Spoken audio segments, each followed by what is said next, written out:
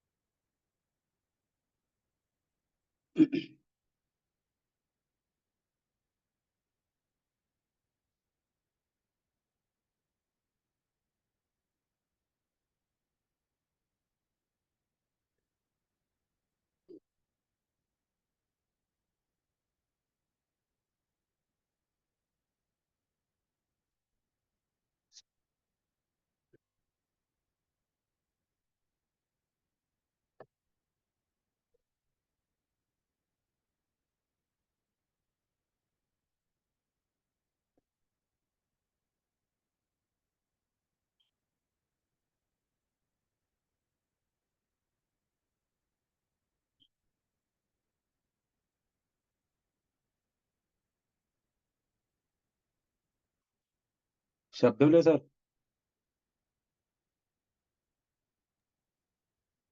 Sir കേൾക്കുന്നില്ല.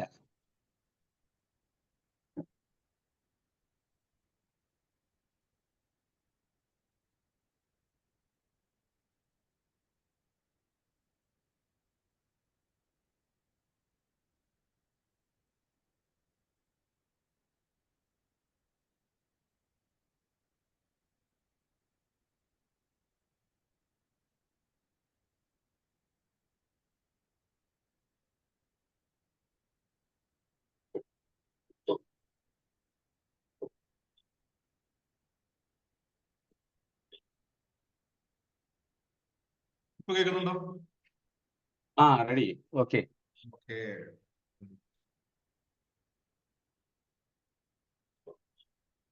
എന്താ വിശേഷങ്ങൾ? നല്ല വിശേഷം.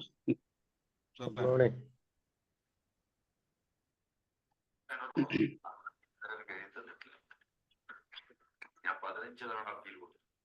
15 തവണ അത് പരിഹരിച്ചില്ല. ഞാൻ ഇരിക്കുന്ന കമ്മിറ്റിയിൽ നിരവധി തവണ പറയൂ. ആരാ നിരവധി തവണ സംസാരിക്കുന്നു? ആ പ്രയാസമാണ് ഞാൻ ഈ രോഗിയാക്കിയത്.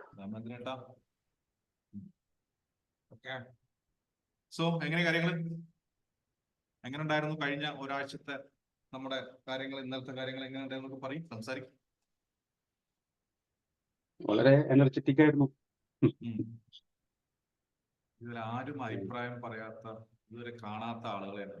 ബബ്ബിയ സംസാരിക്കാൻ പറ്റും? ബബ്ബിക്ക് വീഡിയോ ഓൺ ചെയ്യാൻ നിർബന്ധിക്കുന്നില്ല, പക്ഷെ സംസാരിക്കാൻ പറ്റുമോ?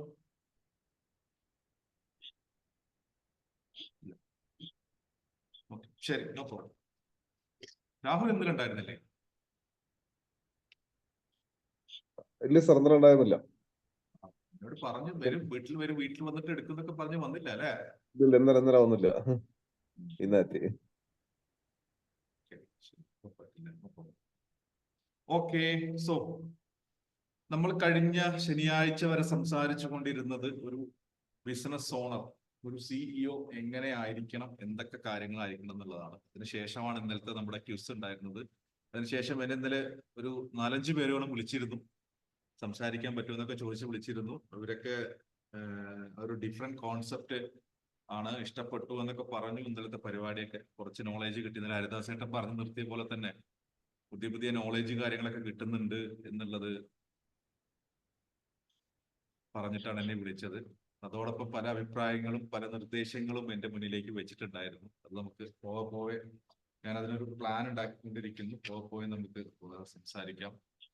എനിക്ക് ഇവിടെ ഇരിക്കുന്നവരോട് പറയാനുള്ളത്, നിങ്ങൾ ജസ്റ്റ് വന്ന് രാവിലെ 6 മണിക്ക് സൂം ഓൺ ചെയ്ത്, പലരും വീഡിയോ ഓൺ ചെയ്യാതെ കാര്യങ്ങളൊക്കെ വർക്കൗട്ട് ചെയ്ത് അങ്ങനെ പോവല്ലേ. നിങ്ങളൊരു കാര്യം മനസ്സിലാക്കണം, നമ്മുടെ ഗ്രൂപ്പിൽ ഏകദേശം 150ഓളം ആളുകൾ ഗ്രൂപ്പിൽ 150ഓളം ആളുകൾ ഇപ്പോഴും ഗ്രൂപ്പിലുണ്ട്. എന്തുകൊണ്ടായിരിക്കും ഇവര് വന്നിട്ട് ഗ്രൂപ്പിൽ അറ്റൻഡ് ചെയ്യണമെന്ന് നിങ്ങൾക്കറിയാം? അല്ലെങ്കിൽ ഒരു ഗ്രൂപ്പ് കാണുമ്പോൾ, ഒരു ബിസിനസിനെ സംബന്ധിച്ചിടത്തോളം ഉള്ള ഒരു ഗ്രൂപ്പ് കാണുന്ന സമയത്ത് എന്തുകൊണ്ടായിരിക്കും ഇവർ ഓടിപ്പാഞ്ഞ് വന്ന് ഈ ഗ്രൂപ്പിൽ ജോയിൻ ചെയ്യുന്നത്? അപ്പൊ നിങ്ങൾ നിങ്ങളുടെ കാര്യം തന്നെ എടുക്കും. എന്തുകൊണ്ടാണ് ഓടി വന്ന് നിങ്ങൾ ഈ ഗ്രൂപ്പിൽ ജോയിൻ ചെയ്യുന്നത്?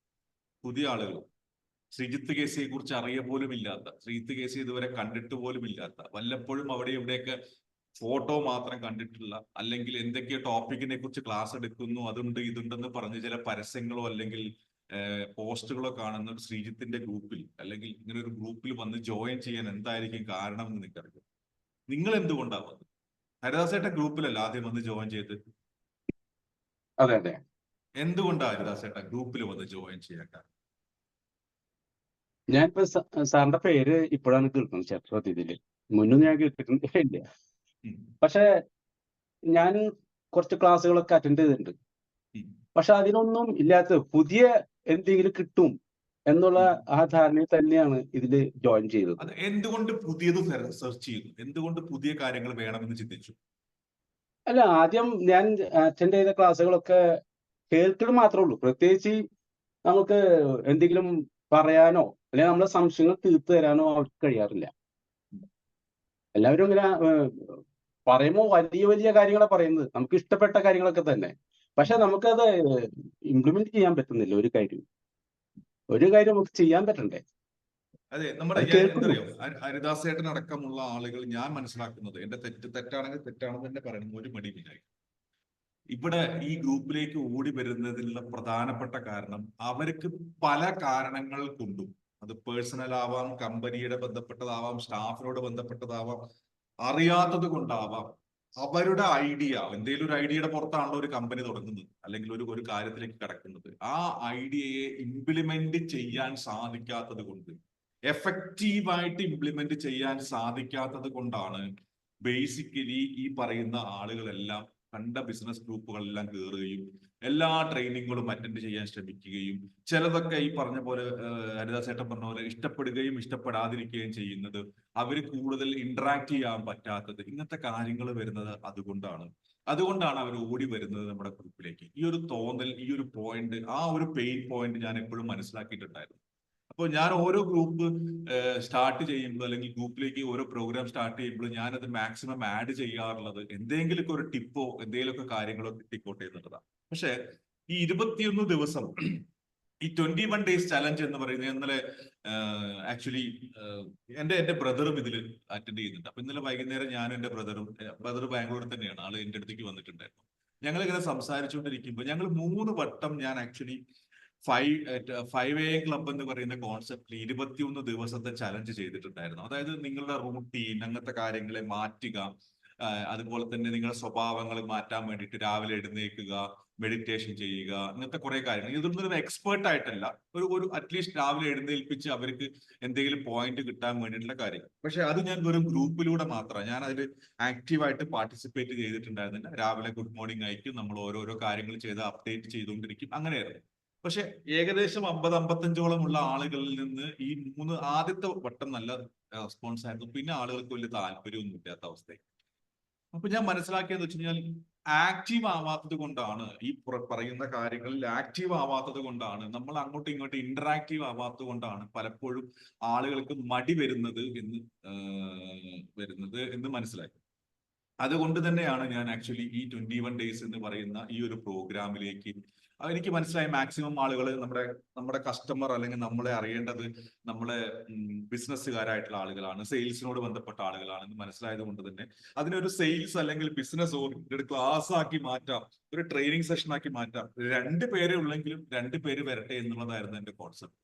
പക്ഷെ അതൊരു വലിയ വിജയമാണ് എന്നെ സംബന്ധിച്ചുള്ള. ഞാൻ ഇന്നലെ സംസാരിക്കുന്നത് 40ഓളം ആളുകൾ ആവറേജ് എല്ലാ ദിവസവും അറ്റൻഡ് ചെയ്യുന്നു എന്ന് പറഞ്ഞു കഴിഞ്ഞാൽ അത് വലിയ ഇതാണ്. കാരണം നിങ്ങൾ പൈസ ഇടാത്തോടത്ത് നിങ്ങൾക്ക് താല്പര്യം ഉണ്ടാവില്ല എന്നുള്ളതാണ്.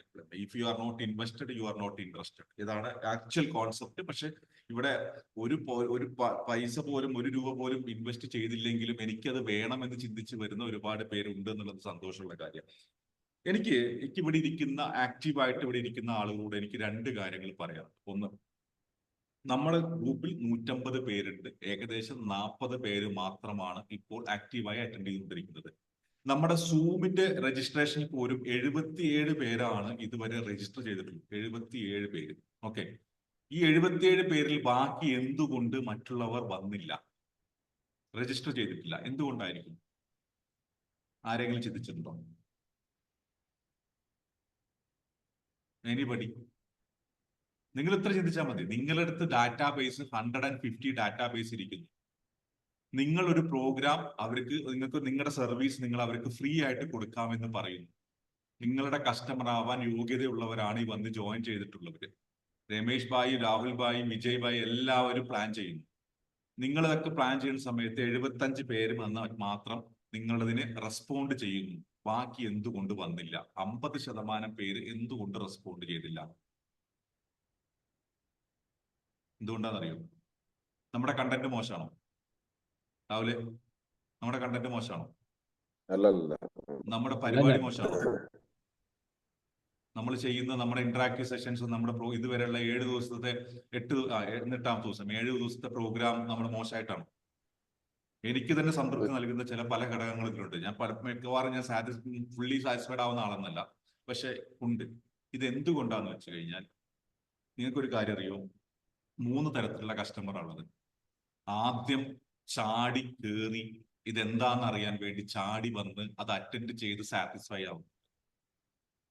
രണ്ടാമത്തത് ഇവിടെ എന്താ നടക്കുന്നത് ഇതൊക്കെ അറിഞ്ഞ് മനസ്സിലാക്കി ഇവിടെ എന്തൊക്കെയോ നടക്കുന്നുണ്ട്, അത് മറ്റുള്ളവരുടെ വായിൽ നിന്നും മറ്റുള്ളവരിൽ നിന്നും കേട്ട ശേഷം മാത്രം താല്പര്യപ്പെടുന്നുണ്ട്. മൂന്നാമത്തത് ഒരു കൂട്ടം ആളുകൾ ഒരു കാലത്തും വരാത്തത്, നെവർ. എന്നെ സംബന്ധിച്ചോളം 33% ആദ്യത്തെ ആളുകൾ ഉണ്ടാവും, 33% രണ്ടാമത്തെ ടൈപ്പ് ആളുകൾ ഉണ്ടാവും, 33% അവസാനത്തെ ടൈപ്പ് ഉണ്ടാവും. Immediate customer, later customer, then never customer. ഞാൻ രമേഷിനോട് ഫസ്റ്റ് ക്ലാസ് പറഞ്ഞ ഓർമ്മയുണ്ടോ? നമുക്ക് 100 പേരുണ്ട്, അതിൽ 20 മുതൽ 30 പേര് വരെ മാക്സിമം അറ്റൻഡ് ചെയ്യാൻ സാധ്യതയുള്ളൂ എന്ന് പറഞ്ഞ് ഓർമ്മയുണ്ട് ഫസ്റ്റില്. അതെന്റെ ഈ റേഷ്യോ ആയിരുന്നു, എന്റെ ഈ റേഷ്യോ ആയിരുന്നു. എനിക്ക് അന്ന് രജിസ്ട്രേഷനും അങ്ങനെ തന്നെയായിരുന്നു. പക്ഷേ ഞാനൊരു കാര്യം പറയട്ടെ, ഇനി കുറച്ച് പേര് നമ്മുടെ ഗ്രൂപ്പിലേക്ക് വരാനും ആ ഗ്രൂപ്പിലേക്ക്, അത് ഞാനൊരു കാര്യം പറയട്ടെ, അവര് ശരിക്കും ബുദ്ധിമുട്ടുന്നത് അവരുടെ വിശ്വാസമില്ലായ്മ കൊണ്ടാണ്. അവരുടെ ബിസിനസ് ഭയങ്കര ടൈറ്റ് ആയിട്ട് നിൽക്കുകയാണ്, ഭയങ്കര ബുദ്ധിമുട്ടിൽ നിൽക്കുകയാണ്. അവരുടെ സ്വയം വിശ്വാസമില്ലായ്മ. ഓക്കെ, അന്ന് ഹരിദാസേട്ടൻ പറഞ്ഞ പോലെ ദൈവവിശ്വാസമല്ല, ആത്മവിശ്വാസം ഇല്ലായതുകൊണ്ട്. അതേപോലെ തന്നെ അവർക്ക് ഇത് വേണം എന്ന് ഇതുവരെ തോന്നാത്തത് കൊണ്ടാണ്. ഞാൻ പറയുന്നത് ബിസിനസിനെ കുറിച്ചാണ്. പലപ്പോഴും എന്താണ് ചെയ്യേണ്ടതെന്ന് അറിയാത്തതുകൊണ്ടാണ്. അവര് പോയ അവരുടെ പാസ്റ്റ് എക്സ്പീരിയൻസിൽ പലതും അവർക്ക് പരാജയമായി, പണം കൊടുത്തിട്ടാണെങ്കിലും പരാജയമായി തോന്നിയത് കൊണ്ടാണ്. ഇങ്ങനത്തെ കുറെ കാര്യങ്ങൾ കൊണ്ടാണ്. എനിക്ക് നിങ്ങളോട് ഇവിടെ വീഡിയോ ഓൺ ചെയ്തിരിക്കുന്ന അല്ലെങ്കിൽ ഇന്നിരിക്കുന്ന ഏകദേശം 25 പേരോട് എനിക്ക് പറയാനുള്ളത്, ഞാൻ കഴിഞ്ഞ ദിവസങ്ങളിൽ പറഞ്ഞിരുന്നു, വാട്സപ്പിൽ ഗ്രൂപ്പിൽ നിങ്ങൾ വളരെ ആക്റ്റീവ് ആവണം. എന്തുകൊണ്ടാന്ന് വെച്ച് കഴിഞ്ഞാൽ അത് എനിക്ക് എന്റെ ഫീഡ്ബാക്ക് കിട്ടാനല്ല, ശ്രീജിത്ത് സാർ നല്ലവനാണ്, ശ്രീജിത്ത് സാർ സെറ്റാണ്, ശ്രീജിത്ത് സാർ സുന്ദരനാണ് എന്ന് കേൾക്കാനല്ല. നിങ്ങൾക്ക് എന്തോ കണ്ടന്റ് കിട്ടിയിട്ടുണ്ട്, ആ കണ്ടന്റ് ഇവിടെ ഷെയർ ചെയ്യപ്പെടുന്നുണ്ടെന്നുള്ളത് നിങ്ങൾ പറഞ്ഞാൽ മാത്രമേ മറ്റുള്ള ഗ്രൂപ്പിലിരിക്കുന്ന ആളുകൾ അറിയൂ. ഞാൻ എല്ലാ മെസ്സേജും ശ്രദ്ധിക്കാറുണ്ട്, എല്ലാ മെസ്സേജും എത്ര പേര് റീഡ് ചെയ്തിട്ടുണ്ടെന്ന്. ചിലര് എല്ലാം വന്ന് റീഡ് ചെയ്യുന്ന ആളുകളുണ്ട്. അവർക്ക് ഇപ്പോഴും ഈ ഒരു സംഭവം കൊള്ളാമെന്ന് തോന്നിയിട്ടില്ല. അതിന് കാരണം നമ്മൾ ഫീഡ്ബാക്ക് കൊടുക്കാത്തത്. ഞാൻ ഒറ്റ കാര്യം എനിക്ക് പറയുള്ളൂ, എനിക്ക് ഫീഡ്ബാക്ക് തരണമെന്നല്ല. നമ്മൾ ഈ പ്രോഗ്രാമിന്, നിങ്ങൾ 6 മണിക്ക് എഴുന്നേറ്റ് 6 മണിക്ക് അറ്റൻഡ് ചെയ്യുന്ന ഈ പ്രോഗ്രാമിനോട്, അല്ലെങ്കിൽ നിങ്ങൾക്ക് കിട്ടുന്ന കണ്ടന്റിനോട്, നിങ്ങൾക്ക് കിട്ടുന്ന ആ ഒരു സിസ്റ്റത്തിനോട് നിങ്ങൾ ഫീഡ്ബാക്ക് ചെയ്യണം. അത് മടി പിടിച്ചിരിക്കുന്ന, പല തിരക്കുകളും പറഞ്ഞിട്ട് എനിക്ക് നാളെ കല്യാണമുണ്ട്, അതുകൊണ്ട് 7 മണിക്ക് പോകണം, അതുകൊണ്ട് എനിക്ക് ഇന്ന് അറ്റൻഡ് ചെയ്യാൻ പറ്റില്ല എന്നൊക്കെ ചിന്തിച്ചിരിക്കുന്ന കുറച്ച് പേരെ കൂടി ഈ ഗ്രൂപ്പിലേക്ക് കൊണ്ടുവരേണ്ടതുണ്ട്. ആ ആളുകളെ കൊണ്ടുവരാൻ നിങ്ങൾ ഇന്ന് മുതൽ അടുത്ത ദിവസം വരെ, നിങ്ങൾക്ക് ഇഷ്ടപ്പെട്ടോ ഇഷ്ടപ്പെട്ടില്ലെങ്കിൽ ഇഷ്ടപ്പെട്ടില്ലെന്ന് എഴുതണം, ഇഷ്ടപ്പെട്ടാൽ ഇഷ്ടപ്പെട്ടു എഴുതണം, എന്ത് കണ്ടന്റ് കിട്ടിയെന്ന് എഴുതണം നിർബന്ധമായിട്ട്. വെരി സീരിയസ്ലി അവരെ നമ്മൾ സഹായിക്കുകയാണ് ചെയ്യുന്നത്. അല്ല രാഹുലെ, നമ്മളിവിടെ കൊണ്ടുവന്ന ഒരാളോട് സംസാരിക്കുമ്പോൾ അവരെ നമ്മൾ ബേസിക്കലി സപ്പോർട്ട് ചെയ്യുകയല്ലേ ചെയ്യുന്നത്. അതെ അതെ. ആ സപ്പോർട്ട് ചെയ്യാൻ നമ്മളൊരു വിഭാഗം, അല്ലെങ്കിൽ ഇതിലിരിക്കുന്ന എല്ലാവരും ഇന്ന് നമ്മുടെ പ്രോഗ്രാം കഴിഞ്ഞു കഴിഞ്ഞാൽ വാട്സപ്പിൽ ഗ്രൂപ്പിൽ നിങ്ങൾ എന്ത് പോയിന്റ് ആണ് കിട്ടുക, എന്ത് കിട്ടിയിട്ടുണ്ട്, നിങ്ങൾ പലർക്ക് പലതാ കിട്ടിയിട്ടുള്ളത്. പല ആളുകൾക്ക് പലതാ കിട്ടിയിട്ടുണ്ട്. ചെറിയ തിരക്കുകൾ ബിസിനസ്സിലേക്ക് മാറിയിരിക്കുകയാണ്. എല്ലാവർക്കും അനാവശ്യമായ തിരക്കാണ്. 6 മണിക്ക് എന്താ തിരക്ക് വെച്ച് കഴിഞ്ഞാൽ എനിക്ക് എവിടെയോ പോകണം, എവിടെ പോകണം അതറിയില്ല. ഈ ഒരു കണ്ടീഷനിൽ ഇരിക്കുകയാണ്.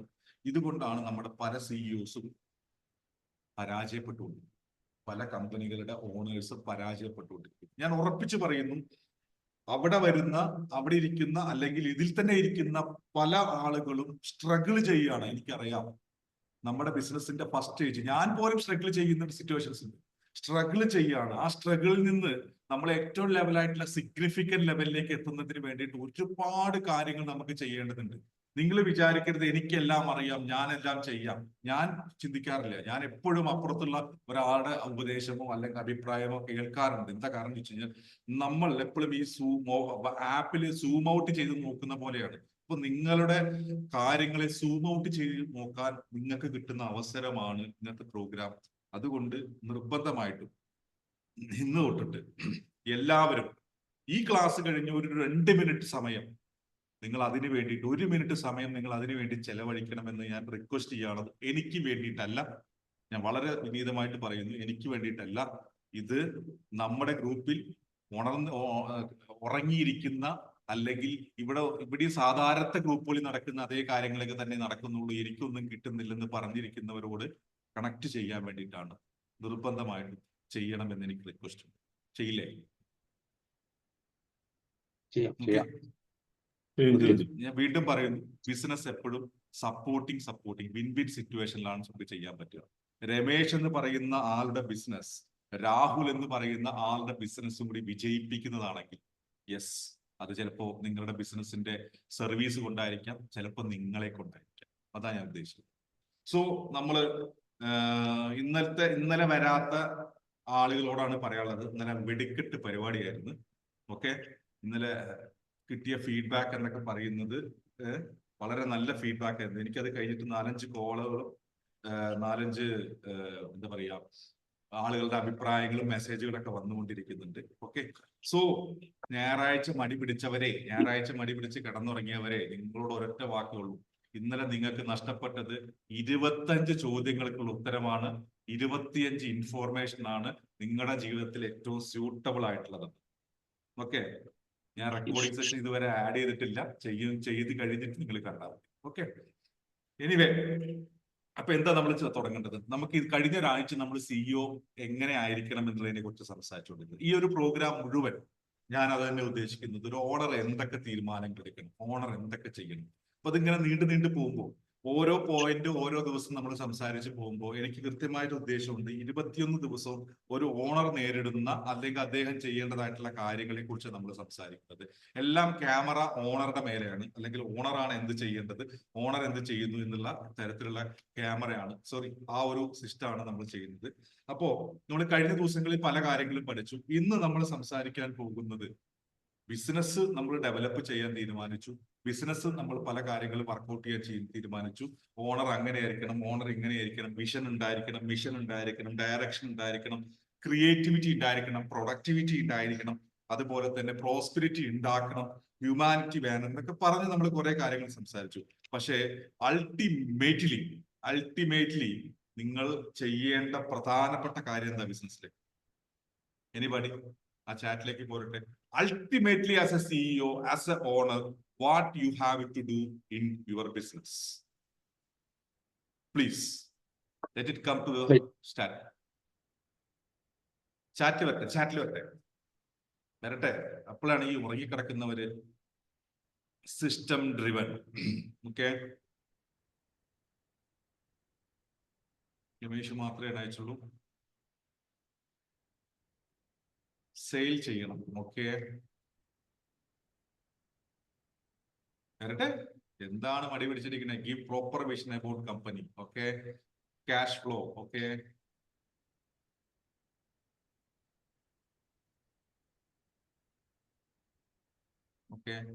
സി, നമ്മൾ ഏത് ബിസിനസ്സിലായിക്കോട്ടെ, നിങ്ങൾക്ക് വിഷൻ ഉണ്ടോ, മിഷൻ ഉണ്ടോ, ക്രിയേറ്റിവിറ്റി ഉണ്ടോ, പ്രൊഡക്ടിവിറ്റി ഉണ്ടോ, that and all second thing. If you don't have sales, നിങ്ങൾ ഈ പറഞ്ഞ കാര്യങ്ങളിലൊന്നും ഒരർത്ഥമില്ല. Am I right? ഈ പറഞ്ഞ ക്യാഷ് ഫ്ലോ വേണമെങ്കിൽ, വിഷൻ വേണമെങ്കിൽ, കച്ചവടം നടക്കുമെന്ന് ഉറപ്പ് വന്നാൽ നമുക്ക് ഉണ്ടാക്കാൻ പറ്റുന്നതാണ് വിഷൻ. ശരിയല്ലേ? വിഷനൊക്കെ നമ്മൾ ഉണ്ടാക്കും, നമ്മുടെ അടുത്ത് ഉണ്ടായിരിക്കും, നമ്മുടെ മനസ്സിൽ ചെറിയ പ്ലാനൊക്കെ വെച്ചുണ്ടാക്കിയിരിക്കും. പക്ഷെ സെയിൽസ്, അൾട്ടിമേറ്റ്ലി സെയിൽസ്. നമ്മൾ ഈ ആഴ്ച മാക്സിമം സെയിൽസിനെ കുറിച്ച് സംസാരിക്കാനാണ് ഉദ്ദേശിക്കുന്നത്. ഓക്കെ ആണോ? ശരി. എന്തുകൊണ്ട് സെയിൽസ് വേണം? എങ്ങനെ സെയിൽസ് ഉണ്ടാക്കണം? എന്തൊക്കെ കാര്യങ്ങളാണ് സെയിൽസിൽ ശ്രദ്ധിക്കേണ്ടത്? ഏതറ്റം വരെ സെയിൽസ് ചെയ്യാൻ നമ്മൾ പോകണം? ആരാണ് നമ്മളുടെ കസ്റ്റമർ? ആരോടാണ് നമ്മൾ സംസാരിക്കേണ്ടത്? അവരോട് നമ്മൾ എങ്ങനെ സംസാരിക്കണം? എങ്ങനെ റീച്ച് ചെയ്യണം? ഇതൊക്കെ സെയിൽസിൽ ഇമ്പോർട്ടന്റ് ആണ്, അല്ലെ? All the WH questions is related to sales. എന്റെ ചോദ്യം, എങ്ങനെയാണ് ഒരു സെയിൽസ് സ്ട്രാറ്റജി നിങ്ങൾ ക്രിയേറ്റ് ചെയ്യാൻ പോകുന്നത്? ഒരു സിഇഒന്റെ ഏറ്റവും ഇമ്പോർട്ടന്റ് ആയിട്ടുള്ള കാര്യങ്ങളാണ് strategy making and tactics making.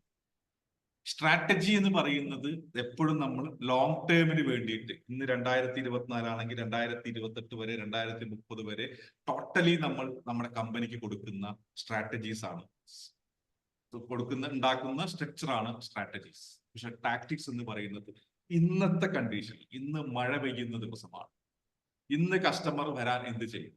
ഈ ആഴ്ച മുഴുവൻ നമ്മൾ മഴ എക്സ്പെക്ട് ചെയ്യുന്നു, അല്ലെങ്കിൽ നാട്ടിൽ പനി പടർന്നു പിടിച്ചിരിക്കുകയാണ്. ഈ ഒരു സിറ്റുവേഷനിൽ നമ്മൾ എന്ത് കാര്യങ്ങൾ ചെയ്യുന്നു? നാളെ ഹർത്താലാണ്, നമുക്ക് നമ്മുടെ ടീമിനെ എങ്ങനെ നമുക്ക് വർക്ക്ഔട്ട് ചെയ്യിപ്പിക്കണം? ഇങ്ങനെയുള്ള കാര്യങ്ങളെ ടാക്ടിക്സ് എന്നാണ് പറയുന്നത്. സ്ട്രാറ്റജി, ടാക്ടിക്സ്, എല്ലാവരും സ്ട്രാറ്റജിയെ കുറിച്ച് സംസാരിക്കാറുണ്ട്. പക്ഷെ tactics is something else. Tactics എന്താണോ ഇപ്പൊ ചെയ്യുന്നത്, തന്ത്രങ്ങൾ എന്താണ്, അതാണ് ടാക്ടിക്സ്. നിങ്ങൾക്ക് സെയിൽസിൽ ടാക്ടിക്സും വേണം, സ്ട്രാറ്റജിയും ഉണ്ടോ? ആരാണ് നിങ്ങളുടെ കസ്റ്റമർ? നമുക്ക് അവിടുന്ന് തുടങ്ങാം അല്ലെ. നിങ്ങളുടെ യഥാർത്ഥ പണി എന്ന് പറയുന്നത് ഹരിദാസ് ഏട്ടന്റെ ആയിക്കോട്ടെ, രമേശിന്റെ ആയിക്കോട്ടെ, മുനീർ ഭായിയുടെ ആയിക്കോട്ടെ, ജീവൻ സാർ ആയിക്കോട്ടെ, നിങ്ങളുടെ ഇവിടെ ഇരിക്കുന്ന എല്ലാവരുടെയും പണി ഒന്നാണ്. കസ്റ്റമറെ കണ്ടുപിടിക്കുക, കസ്റ്റമറോട് സംസാരിക്കുക, നിങ്ങളുടെ പ്രോഡക്റ്റിനെ കുറിച്ച്, സർവീസിനെ കുറിച്ച് കസ്റ്റമർക്ക് പറഞ്ഞു കൊടുക്കുക, കസ്റ്റമറുടെ പെയിനിനെ എങ്ങനെ നമ്മൾ സോൾവ് ചെയ്യുമെന്ന് പറഞ്ഞു കൊടുക്കുക, അവരെ കൺവിൻസ് ചെയ്യുക, കാശ് മേടിക്കുക, പ്രൊഡക്റ്റ് കൊടുക്കുക, എന്നിട്ട് അവന്റെ അവസാനം ഇത് കഴിഞ്ഞിട്ടുള്ള ഫീഡ്ബാക്ക് എടുക്കുക. ഇതാണല്ലോ പണി. എന്റെ ചോദ്യം, ഏതൊക്കെ ടൈപ്പ് കസ്റ്റമറെ നിങ്ങൾ ഒരു ദിവസം ഡീൽ ചെയ്യുന്നുണ്ട്? ഏതൊക്കെ ടൈപ്പ് കസ്റ്റമറെ നിങ്ങൾ ഒരു ദിവസം ഡീൽ ചെയ്യുന്നുണ്ട്? നിങ്ങളുടെ സ്ട്രാറ്റജി എങ്ങനെയാ? നിങ്ങൾക്ക് ഇപ്പൊ ഒറ്റ സ്ട്രാറ്റജി ആണോ ഉള്ളത്? അത് ഒരുപാട് സ്ട്രാറ്റജി ഉണ്ടോ? നിങ്ങൾക്കിപ്പോ സ്ട്രാറ്റജി എന്താണ്? പുതിയ കസ്റ്റമറെ കണ്ടുപിടിക്കാനുള്ള സ്ട്രാറ്റജി ആയിരിക്കും മിക്കവാറും ഇവിടെ ഇരിക്കുന്നവരിൽ ഉണ്ടായിരിക്കുക. ശരിയാണോ?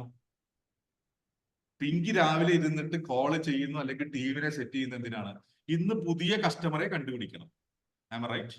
New customer, new customer, new customer, പുതിയ കസ്റ്റമറെ വേണം. നമ്മൾ എപ്പോഴും ചിന്തിച്ചു കൊണ്ടിരിക്കുന്നതാണ് ന്യൂ കസ്റ്റമർ. പക്ഷെ ഒരു ആക്ച്വൽ ബിസിനസ്സിൽ പുതിയ കസ്റ്റമർ തരുന്ന ബിസിനസ്സിനേക്കാൾ, വരുമാനത്തെക്കാൾ കൂടുതൽ തരുന്ന ആൾ റിപ്പീറ്റഡ് കസ്റ്റമർ ആയിരിക്കും. Am right? ഞാൻ ഉറപ്പിച്ച് പറയാം, കൃത്യമായിട്ട്. അതെ, രമേശ് ഭായി പറഞ്ഞ റെഫറൽ ബിസിനസ്, അത് റിപ്പീറ്റഡ് കസ്റ്റമറാണ്. റിപ്പീറ്റഡ് കസ്റ്റമറുടെ ഗുണം എന്താണ്? റിപ്പീറ്റഡ് കസ്റ്റമർ അദ്ദേഹത്തിന്റെ പോക്കറ്റിലിരിക്കുന്ന പണവും തരും, അദ്ദേഹത്തിന്റെ കൂട്ടുകാരുടെ പണവും തരും. Am right? ശരിയല്ലേ? അതായത് നിങ്ങൾക്ക് ഒരു ന്യൂ കസ്റ്റമർ ഉണ്ടെങ്കിൽ, ഇപ്പൊ മുനീർ ഭായ് എന്റെ പുതിയ കസ്റ്റമർ ആണെങ്കിൽ, മുനീർ ഭായ് ആദ്യം എന്താ ചെയ്യറിയോ? കയ്യിലിരിക്കുന്ന കാശ് തരും. കൺവിൻസ്ഡ് ആണെങ്കിൽ കയ്യിലിരിക്കുന്ന കാശ് തരും, ഞാൻ പ്രൊഡക്റ്റ് അല്ലെങ്കിൽ സർവീസ് കൊടുത്തുകൊണ്ടിരിക്കും. മുനീർ ഭായ് എന്ത് പറയും? ഓക്കെ, ഞാൻ ഇതിൽ നിന്ന് സാറ്റിസ്ഫൈഡ് ആവട്ടെ, എന്നിട്ട് നോക്കാം ബാക്കി, അല്ലേ? എന്നാൽ മുനീർ ഭായ് എന്റെ സർവീസിൽ, എന്റെ കാര്യങ്ങളിൽ ഓക്കെ ആണെങ്കിൽ മുനീർ ഭായ് വരയ്ക്കും ഓക്കെ, ഒന്നുകൂടി ഞാൻ ഈ പ്രൊഡക്റ്റ് വാങ്ങണം. ആ സമയത്ത് മുനീർ ഭായ് സാറ്റിസ്ഫൈഡ് ആവുകൊണ്ടാണ് വന്നിരിക്കുന്നത്. ഒപ്പം മുനീർ ഭായിയോട് ഞാൻ ആ സമയത്ത് ചോദിക്കാം, മുനീർ ഭായ് ആരെങ്കിലും സുഹൃത്തുക്കളൊക്കെ ഉണ്ടെങ്കിൽ പറയണം കേട്ടോ. ഉറപ്പായിട്ടും സർ, ഉറപ്പായിട്ടും. കാരണം you are already trusting on me. അപ്പൊ മുനീർ ഭായ് എന്ത് ചെയ്യും? താങ്കളുടെ സുഹൃത്തുക്കളോട് കൂടി പറയും, ശ്രീജിത്ത് കൊള്ളാം, കുഴപ്പമില്ല. That is repeated customer. നിങ്ങൾ വീണ്ടും വീണ്ടും എന്റെ അടുത്ത് നിന്ന് വാങ്ങുകയാണെങ്കിൽ നിങ്ങൾ ആരായിട്ട് മാറും? എന്റെ ക്ലൈന്റ് ആയിട്ട് മാറുന്ന, അല്ലെ? ആ സമയത്ത് താങ്കൾ ക്ലൈന്റ് ആയിട്ട് ഉണ്ടാക്കുന്നത്, താങ്കളുടെ പോക്കറ്റിലെ പൈസ എനിക്ക് തരും, താങ്കളുടെ ഒപ്പമുള്ള സുഹൃത്തുക്കളുടെ പൈസ എനിക്ക് തരും, താങ്കൾ എനിക്ക് വേണ്ടിയിട്ട് സംസാരിച്ചു തുടങ്ങും. അല്ലെങ്കിൽ ഒരാൾ അഭിപ്രായം ചോദിച്ചു കഴിഞ്ഞാൽ എന്നെ കുറിച്ച് 5 വാചകത്തിൽ കുറയാതെ, 5 വാക്യത്തിൽ കുറയാതെ സംസാരിക്കും, ഇല്ലേ? ആദ്യം ചിലപ്പോൾ പറഞ്ഞിരിക്കുന്നത് കൊള്ളാം എന്നായിരിക്കാം, രണ്ടാമത് 5 വാക്യത്തിൽ കുറയാതെ ആയിരിക്കാം. Finally you will become my ambassador. താങ്കൾ എനിക്ക് വേണ്ടി എന്റെ ബിസിനസ് മാർക്കറ്റ് ചെയ്തു തുടങ്ങും. That's called ambassador.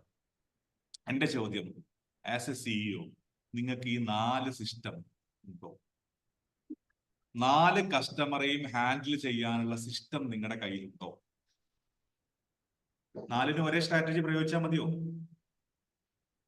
പുതിയ കസ്റ്റമറെ കണ്ടുപിടിക്കാനുള്ള സ്ട്രാറ്റജി തന്നെയാണോ റിപ്പീറ്റഡ് കസ്റ്റമറെ നിലനിർത്താൻ വേണ്ടത്?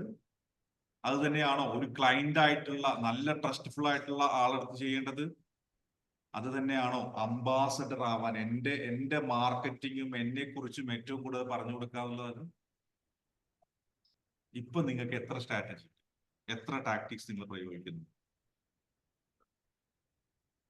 നമ്മൾ മാക്സിമം പോയ ഒരു റെഫറൽ ബിസിനസ്, അല്ലെ?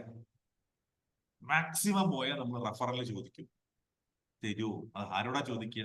ഒരു പുതിയ കസ്റ്റമറോട് ചോദിക്കുമ്പോൾ നമ്മൾ പുതിയ കസ്റ്റമറോട് ചോദിക്കും, പഴയ നമ്മുടെ അടുത്തുള്ള കസ്റ്റമറോട് ചോദിക്കും. ഞാനൊരു കാര്യം ചോദിച്ചോട്ടെ, നിങ്ങളെ വിശ്വസിച്ചിരിക്കുന്ന ഒരാളോട് നിങ്ങൾ സംസാരിക്കാറുണ്ടോ? ഒരു കസ്റ്റമറോട് അവർക്ക് എക്സ്പീരിയൻസ് കൊടുക്കാറുണ്ടോ? അവരോട് ഫീഡ്ബാക്ക് ചോദിക്കാറുണ്ടോ? ഞാനിപ്പോ നിന്ന് രാവിലെ ചോദിച്ചത് എന്താ? നിങ്ങളുടെ ഫീഡ്ബാക്ക് ആണ്. നിങ്ങൾക്ക് എന്തോ പറയാനുണ്ടായിരിക്കും, പറയൂ. അതെന്താണ് ബേസിക്കലി? അത് പുതിയ ആളുകളോട് നിങ്ങളുടെ ഇൻഫോർമേഷൻസ് പാസ് ചെയ്യാൻ വേണ്ടിയിട്ടുള്ള ഫീഡ്ബാക്ക് സെഷൻ ആയിരുന്നു. It could be A referral thing also. Referral എന്ന് പറയുന്നത് നിങ്ങളോട് പുതിയ ആളുകളെ കണ്ടുപിടിക്കാനല്ല ഞാൻ പറഞ്ഞത്, നിങ്ങളുടെ സുഹൃത്ത് വലയമല്ല പറഞ്ഞത്. നമ്മുടെ ഉള്ളിലിരിക്കുന്ന ആളുകളോട് നിങ്ങൾ പറയണം ഇത് കൊള്ളാം. Another type of business. Strategy ഉണ്ടോ ഹരിദാസ് ചേട്ടാ? ഇപ്പോഴത്തെ സ്ട്രാറ്റജികൾ ഏതൊക്കെയുള്ളത്? സത്യം പറഞ്ഞ സാറ് ഇപ്പൊ പറയപ്പോഴേ ഈ ഫീഡ്ബാക്ക് ഒന്നും ഞാൻ അന്വേഷിക്കാറില്ല. എന്റെ പ്രൊഡക്റ്റ് തന്നെ ആ രീതിയിലുള്ളതാണ്. ഈ നാളികേരം എന്ന് പറഞ്ഞ ഒരു പ്രൊഡക്റ്റാണ് എന്റെ ഉൽപ്പന്നം. പക്ഷെ അത് ഇവിടെ സർവ്വസാധാരണമായിട്ട് കിട്ടുന്നതാണെങ്കിലും ഞാനിത് തുടങ്ങുന്നതിന് മുമ്പ്, ഇപ്പൊ 4 മാസമായിട്ടുള്ള തുടങ്ങിയിട്ട്, ഇത് തുടങ്ങുന്നതിന് മുമ്പ് ഞാനൊരു അന്വേഷണം നടത്തിയപ്പോ എല്ലാവരും വളരെ നല്ല പ്രൊഡക്റ്റാണ്, ഇന്നത്തെ കാലത്ത് വളരെ ആവശ്യമുള്ള ഉൽപ്പന്നമാണ് എന്നൊക്കെയാണ് പറഞ്ഞത്. പക്ഷെ അത് വിപണിയിൽ അത് പോകുന്നില്ല. സാറ് ഇപ്പൊ ഇന്ന് ഈ സെയിൽസ് എന്ന ആ സബ്ജക്റ്റ് തന്നെ എടുക്കുന്ന എനിക്ക് വളരെ സന്തോഷം തോന്നി. കാരണം എന്റെ വിഷയം അതാണ്, സെയിൽസ് ഇല്ലായിരുന്നു. എല്ലാവരുടെയും വിഷയം അതാണ്. അപ്പൊ ജസ്റ്റ് ഇപ്പൊ ഒരാൾ വാങ്ങുന്ന ചിലപ്പോ കുറച്ച് ഷോപ്പുകളൊക്കെ ഇരിക്കുന്നുണ്ടെങ്കിലും അവിടെയും വലിയ രീതിയിലൊന്നും പോകുന്നില്ല. അപ്പൊ അതിന് ഇനി എനിക്ക് എന്താണ് ചെയ്യാനുള്ളതെന്നുള്ളതാണ് ഞാൻ ഇവിടെ നമ്മുടെ ചർച്ചയിൽ എനിക്ക് മനസ്സിലാക്കാൻ കഴിയേണ്ടത്. എന്റെ ആവശ്യം അതാണ്. നാല് സ്ട്രാറ്റജി ആ 4 സ്ട്രാറ്റജിയാണ് നമ്മൾ വർക്ക്ഔട്ട് ചെയ്യേണ്ടത്. അതിൽ ആദ്യത്തെ നമ്പർ 1 എന്ന് പറയുന്നത് പുതിയ കസ്റ്റമറെ കണ്ടുപിടിക്കാൻ എന്ത് ചെയ്യണം. അത് തന്നെ. രണ്ടാമത്തെ കാര്യം റിപ്പീറ്റഡ് കസ്റ്റമറെ ഉണ്ടാക്കാൻ എന്ത് ചെയ്യണം. പുതിയ കസ്റ്റമറിൽ നിന്ന് റിപ്പീറ്റഡ് ആയിട്ടുള്ള കസ്റ്റമറെ ക്രിയേറ്റ് ചെയ്യാൻ എന്ത് ചെയ്യണം. മൂന്നാമത്തത് റിപ്പീറ്റഡിൽ നിന്ന് നിങ്ങൾക്ക് വേണ്ടി വാദിക്കുന്ന ക്ലയൻസിനെ ഉണ്ടാക്കാൻ എന്ത് ചെയ്യണം. നാലാമത്തത് നിങ്ങൾക്ക് വേണ്ടി മാർക്കറ്റ് ചെയ്യാൻ റെഡിയാവുന്ന അംബാസഡേഴ്സിനെ ക്രിയേറ്റ് ചെയ്യാൻ എന്ത് ചെയ്യും. അത്രേ ചെയ്താൽ മതി, നിങ്ങളുടെ ബിസിനസ് ഡെവലപ്പാവും. പക്ഷേ ഇത് 4 അറ്റ് എ ടൈം ചെയ്യണം. അറ്റ് എ ടൈം നമ്മൾ ചെയ്തുകൊണ്ടിരിക്കും. അതാണ് നമ്മുടെ പ്രശ്നം. നമ്മൾ ഒന്നിലേക്ക് പിന്നിലേക്ക് പോയാൽ നമ്മൾ അതിന്റെ പിന്നിൽ മാത്രം പോകരുത്. പുതിയ കസ്റ്റമറെ നമ്മൾ കൊണ്ടുവരണം. ഇനി ശരി, എങ്ങനെ പുതിയ കസ്റ്റമറെ കണ്ടുപിടിക്കാം? നിങ്ങളുടെ കസ്റ്റമർ ഈ നാട്ടിലുണ്ടോ? തീർച്ചയായും ഉണ്ട്. നമ്മൾ കൺസ്ട്രക്ഷൻ നടക്കുന്ന സമയത്ത് ഏതെങ്കിലും ഒരു നദിയിൽ നിന്ന് നമ്മൾ മണൽ കൊണ്ടുവരും ലോറിയിൽ, നമ്മുടെ വീടിന്റെ മുന്നിൽ തട്ടും. നേരെ ആ മണൽ എടുത്തിട്ട് സിമെന്റിൽ മിക്സ് ചെയ്തിട്ട് കോൺക്രീറ്റിങ് ചെയ്യാണോ നമ്മൾ ചെയ്യുക? മണലെടുത്തിട്ട് ആദ്യം അരിക്കും, അല്ലെ? 2 പേരെ നമ്മൾ അത് നിർത്തും മണലരിക്കാൻ. എന്തിനൊക്കെയാണ് മണലരിക്കുന്നത്? ആ മണലിൽ ഏറ്റവും നൈസായിട്ടുള്ള മണലെടുത്തിട്ട് നമ്മൾ എന്ത് ചെയ്യും? അതാണ് നമ്മൾ തേപ്പിന് ഉപയോഗിക്കുന്നത്. ശരിയാണോ? ഏറ്റവും നൈസായിട്ടുള്ള മണലാണ് നമ്മൾ തേപ്പിന് ഉപയോഗിക്കുന്നത്. അതെ അതെ. കുറച്ചൊക്കെ കല്ലും കുറച്ചൊക്കെ മണ്ണും അല്ലെങ്കിൽ കുറച്ചൊക്കെ കല്ലുകളും മിക്സ് ചെയ്തിട്ടുള്ള വേറൊരു സെക്ഷൻ നമ്മൾ എപ്പോഴും കോൺക്രീറ്റിലേക്ക് ഉപയോഗിക്കും. അതിൽ തന്നെ വലിയ കല്ലുകൾ, ചെറിയ ചെറിയ കല്ലുകൾ ഉണ്ടാവും. ആ കല്ലുകൾ മാറ്റി വെച്ചിട്ട് വേറെ എന്തെങ്കിലും കാര്യത്തിന് ഉപയോഗിക്കും. ചിലപ്പോൾ ഫില്ല് ചെയ്യാനോ മണ്ണ് ഫില്ല് ചെയ്യാനോ അങ്ങനത്തെ കാര്യങ്ങൾ ഉപയോഗിക്കും. ശരിയല്ലോ? നമ്മൾ ആ അരിച്ചെടുത്തത് എങ്ങനെയാണ്? തേപ്പിന് വേണ്ടിയിട്ടുള്ള മണല് നമുക്ക് കിട്ടുന്ന എല്ലാ കാര്യത്തിനോടും എല്ലാ മണലും നമ്മൾ ഉപയോഗിച്ചില്ല. തേപ്പിന് വേണ്ടിയുള്ള മണൽ വേറെയാണ്. പ്ലാസ്റ്ററിംഗ്, അല്ലെ? എന്ന് പറയും പ്ലാസ്റ്ററിംഗിന് മണൽ. ആ പ്രക്രിയ ചെയ്തു കഴിഞ്ഞാൽ നിങ്ങൾക്ക് കസ്റ്റമറെ കിട്ടും. നമ്മുടെ വിചാരം ഇവിടെ ഇരിക്കുന്ന എല്ലാവരും തേങ്ങ വാങ്ങുന്നതാണ്. ഒന്ന് എക്സാക്ട് പ്രൊഡക്റ്റ് പറഞ്ഞാൽ തേങ്ങയുടെ നമുക്ക് അതിനെ കേസ് സ്റ്റഡി ഒക്കെ ഇങ്ങനെ കൊണ്ടുപോകാം. അപ്പൊ എല്ലാവർക്കും മനസ്സിലാവും ചെയ്യും. എക്സാക്ട് പ്രൊഡക്റ്റ് പറയും. തേങ്ങ കൊണ്ട് താങ്കൾ എന്താണ് ഉദ്ദേശിക്കുന്നത്? തേങ്ങ എന്ന് പറഞ്ഞാൽ ശരിക്കും ഇന്ന് നമ്മൾ പച്ച തേങ്ങ ഉപയോഗിക്കുന്ന എല്ലാ കാര്യങ്ങൾക്കും ഈ ഡെസിക്കേറ്റഡ് തേങ്ങയും ഉപയോഗിക്കാം. ഒറ്റ വ്യത്യാസമേ ഉള്ളൂ. ഇതില് ഈ തേങ്ങ ചെരിയതിനു ശേഷം ഡീഹൈഡ്രേറ്ററിൽ വെച്ച് അതിൽ ജലാംശം നീക്കം ചെയ്യും. ആ ഉൽപ്പന്നമാണ് അതിൻ്റെ അകത്തുനിന്ന്. ഞാൻ ഇതിനിടയിൽ ചെറിയ അന്വേഷണം നടത്തിയപ്പോ പല ആൾക്കാർക്കും ധരിച്ചിട്ടുള്ളത് വെച്ചാൽ ഇതിന്ന് തേങ്ങാപ്പാൽ എടുക്കാൻ കഴിയില്ല എന്ന്. പക്ഷെ അത് കഴിയും. അപ്പൊ ഞാൻ ഷോപ്പിലെ വരുന്ന ആളുകളോടൊക്കെ അതിന്റെ ഉടമസ്ഥനോട് ഞാൻ പറയുന്നത് ഈ രീതിയിൽ അതിൻ്റെ അകത്ത് ഒക്കെ മെൻഷൻ ചെയ്തിട്ടുണ്ട്. ആരും അതൊന്നും നോക്കുന്നില്ല. ഇനി ഏറ്റവും വലിയ പ്രത്യേകത വെച്ചാൽ ഇതൊരു 6 മാസം വരെ കേടാവാതെ ഇരിക്കും എന്നുള്ളതാണ്. പാക്കറ്റിന്റെ ഉള്ളിൽ പാക്കറ്റ് പൊട്ടിച്ചാൽ അത് 20 ദിവസം മുതൽ 1 മാസം വരെ ഒക്കെ ഇരിക്കാം. അത് ഉപയോഗിക്കുന്ന രീതി അനുസരിച്ചിരിക്കും. പിന്നെ തേങ്ങ കിട്ടാത്ത സ്ഥലങ്ങളുണ്ട്. എറണാകുളത്ത് പോകുന്നുണ്ട്, വിൽപ്പനയുണ്ട്. കാരണം അവിടെ തേങ്ങ കിട്ടാനില്ല. അപ്പോ ഒരിക്കൽ ഒരു ഫ്ലാറ്റിൽ നിന്ന് തന്നെ വിളിച്ചിട്ടുണ്ടായിരുന്നു. അവര് ശരിക്കും പറഞ്ഞാൽ ഇപ്പോഴും സ്ഥിരം കസ്റ്റമറാണ്. അതിന് പ്രധാന കാരണം അവർ പറഞ്ഞിട്ടുള്ള അവര് തേങ്ങ മേടിച്ചിരുന്നു, പച്ച തേങ്ങ മേടിച്ചിരുന്നത്. അപ്പൊ അവര് 5ാമത്തെ നിലയാണ് താമസം. ഇത് ചിരട്ട അവർക്ക് വലിയൊരു പ്രശ്നമുണ്ട്. അവരത് ചിരട്ട ഒരു പ്രശ്നമാണ്. അത് കുറച്ചായിട്ട് കൊണ്ടുപോകാൻ ആളില്ല, താഴെ ഇടാനും പറ്റില്ല. അവിടെ ആണ് അവർക്ക് ഈ പ്രോഡക്റ്റിനോട് താല്പര്യം തോന്നിയത്. അപ്പൊ നമ്മളെ ഇപ്പൊ എന്റെ ഒരു ആവശ്യം വെച്ചാൽ അങ്ങനത്തെ കസ്റ്റമർ മാത്രം പോരാ, എല്ലാവരും വാങ്ങണമെന്ന്. എല്ലാവർക്കും ഉപകാരപ്പെട്ടതും ആവശ്യമുള്ളതുമായ ഒരു ഉൽപ്പന്നമാണിത്. പക്ഷെ എന്തുകൊണ്ടോ ഈ ഉൽപ്പന്നത്തെ കുറിച്ച് അവയർനെസ് ഇല്ലാത്തതുകൊണ്ടായിരിക്കാം എന്ന് എനിക്ക് ഇപ്പൊ തോന്നുന്നു. മറ്റെന്താണ് കാരണം എന്ന് മനസ്സിലാക്കാൻ കഴിഞ്ഞിട്ടില്ല. Very simple. That's your strategy. നിങ്ങൾ നിങ്ങളുടെ കസ്റ്റമറെ കണ്ടുപിടിക്കുക എന്നുള്ള ജോലിയിൽ ഇരിക്കുന്ന ആളാണ്. താങ്കൾ കൃത്യമായിട്ട് അത് കണ്ടുപിടിച്ചാൽ താങ്കൾക്ക് വർക്കൗട്ട് ആവും. ഇനി ഞാൻ പറയുന്ന കാര്യങ്ങൾ ശ്രദ്ധിച്ചു. എന്റെ ചോദ്യം, നിങ്ങൾക്ക് ഒരു ഫീഡ്ബാക്ക് കിട്ടി. എന്താണ്?